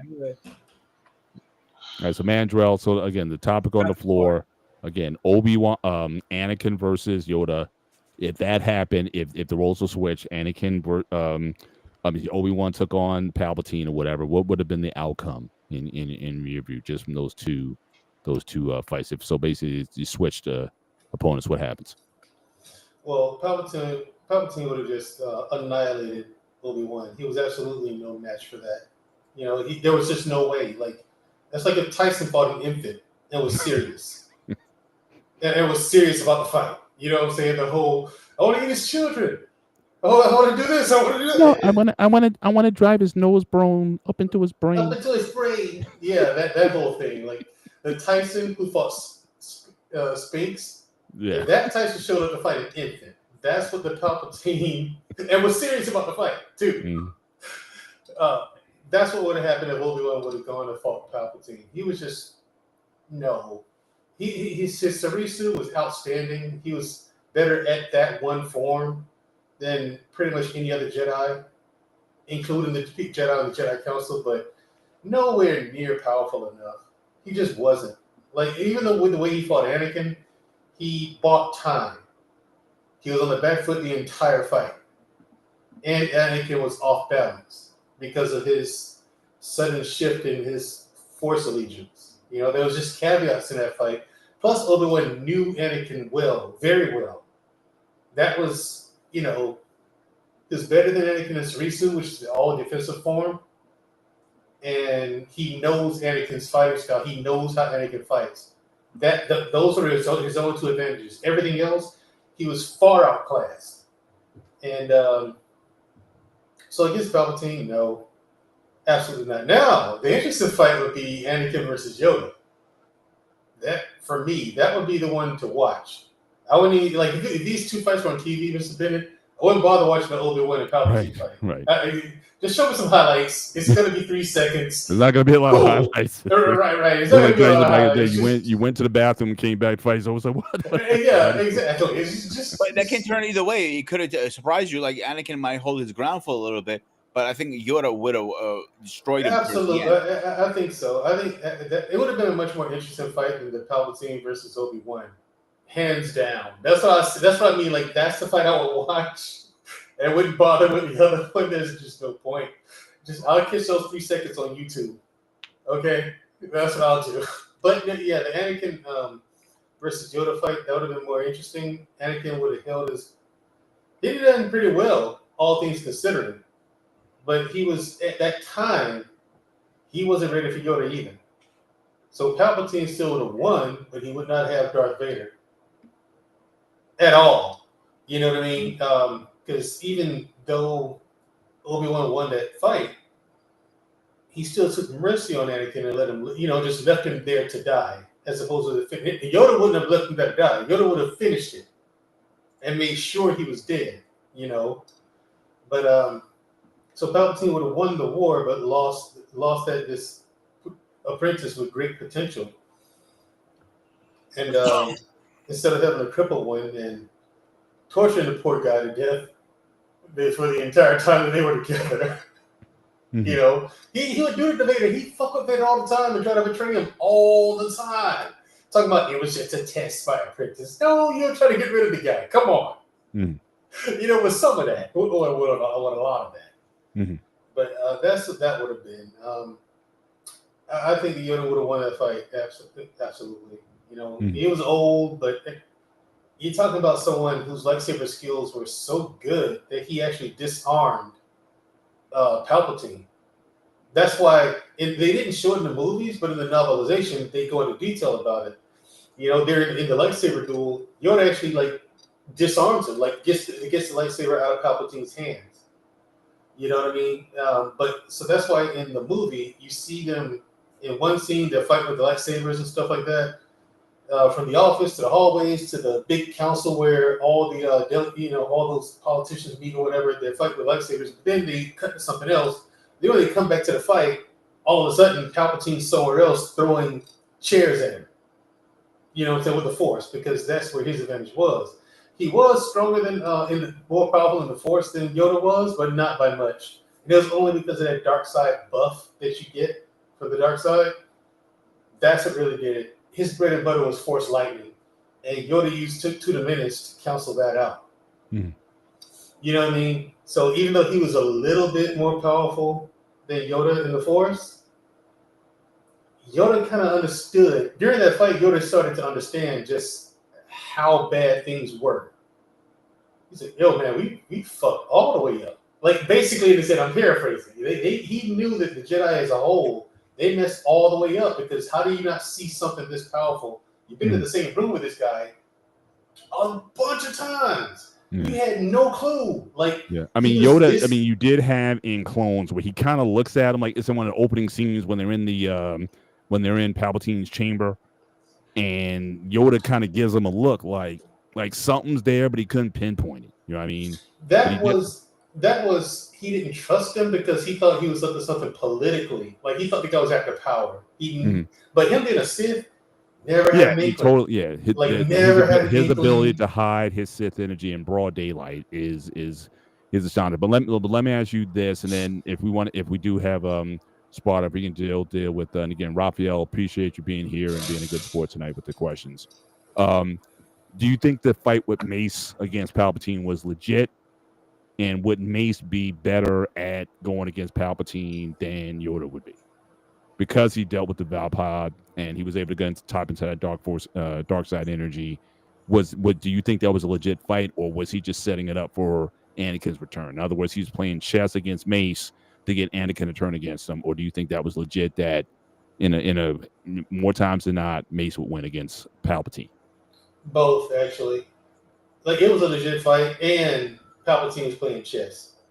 Like, he manipulated that whole thing. He had gotten to be friends with Anakin to the point where he knew how Anakin was going to respond. He knew how he had observed the Jedi enough and got to know them well enough to know how they were going to respond. He knew Anakin was going to come. And that was going to be his opportunity to snatch Anakin up and get rid of those Jedi Masters. Now, the Vapod, that was Mace Windu's saving grace, because if he didn't have Vapod, he'd have lost pretty handily too.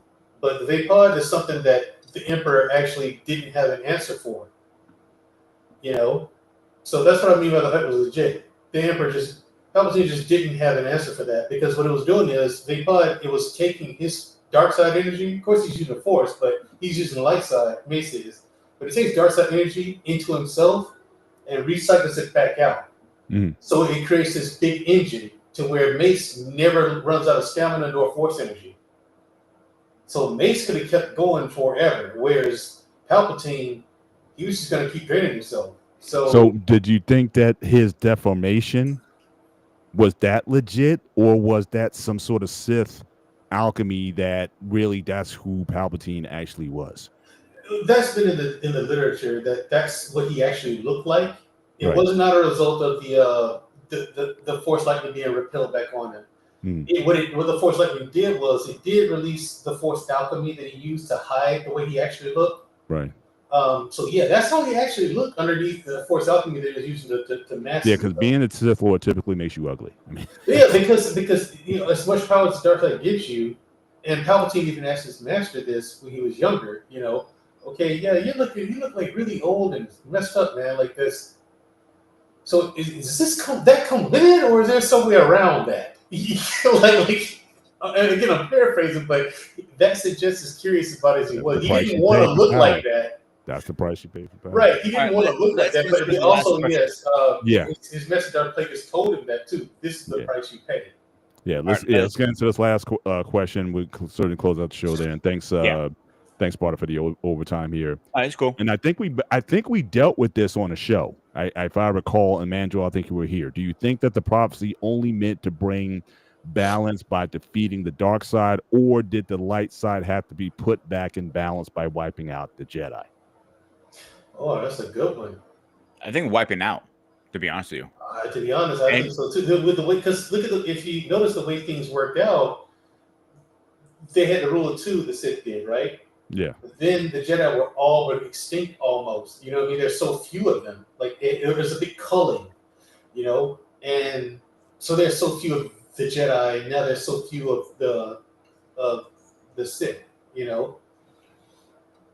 and But after that generation comes Luke Skywalker's generation, where he allows his students to have. I think you guys touched on this early. He allows them to have relationships and love and be angry and hate. But Luke taught them what to do with those emotions.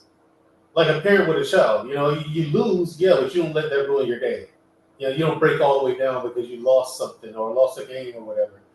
You deal with the loss.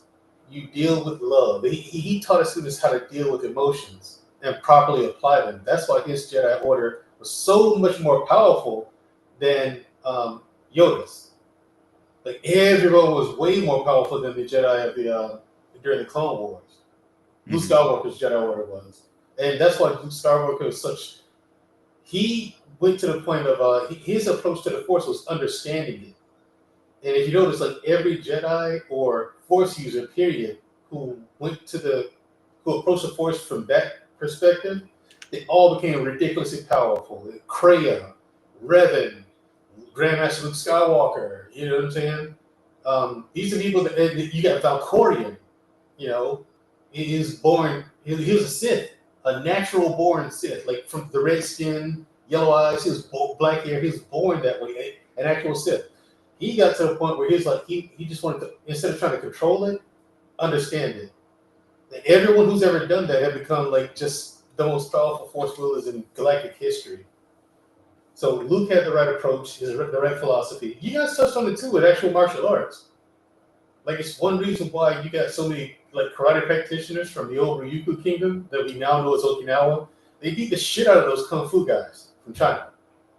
Like their approach, their philosophy and application of what they learned is the philosophy is what governs how you apply your discipline in combat.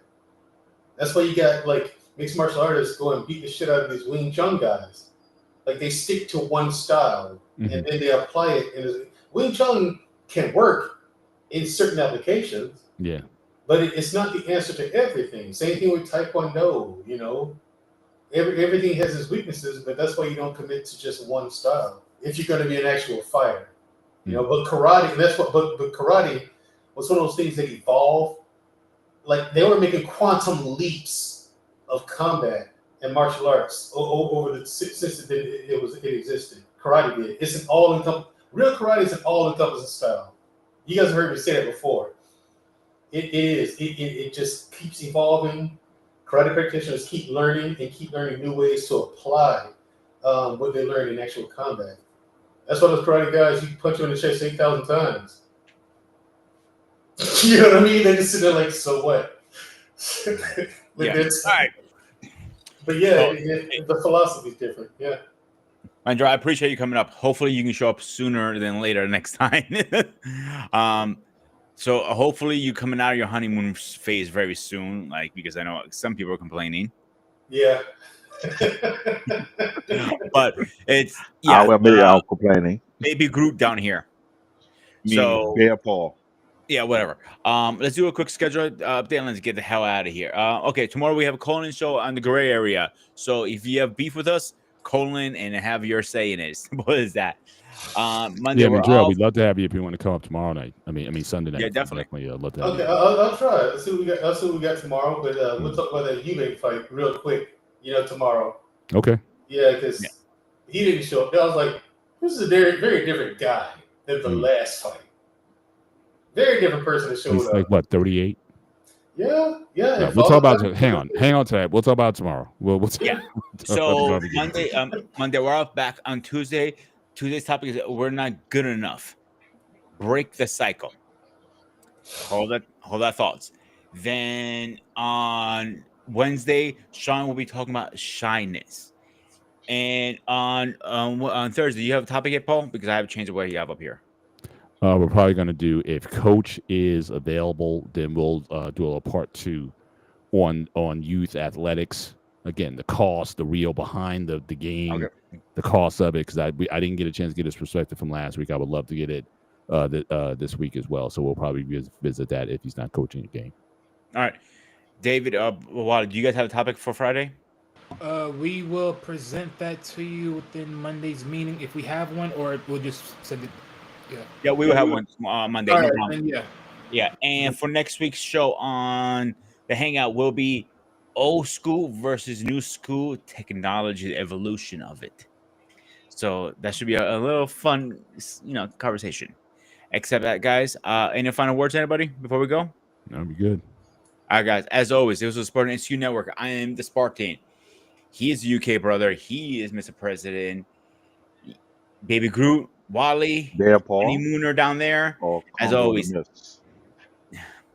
as always, stay fresh, stay safe, and I'll see you guys on the next one.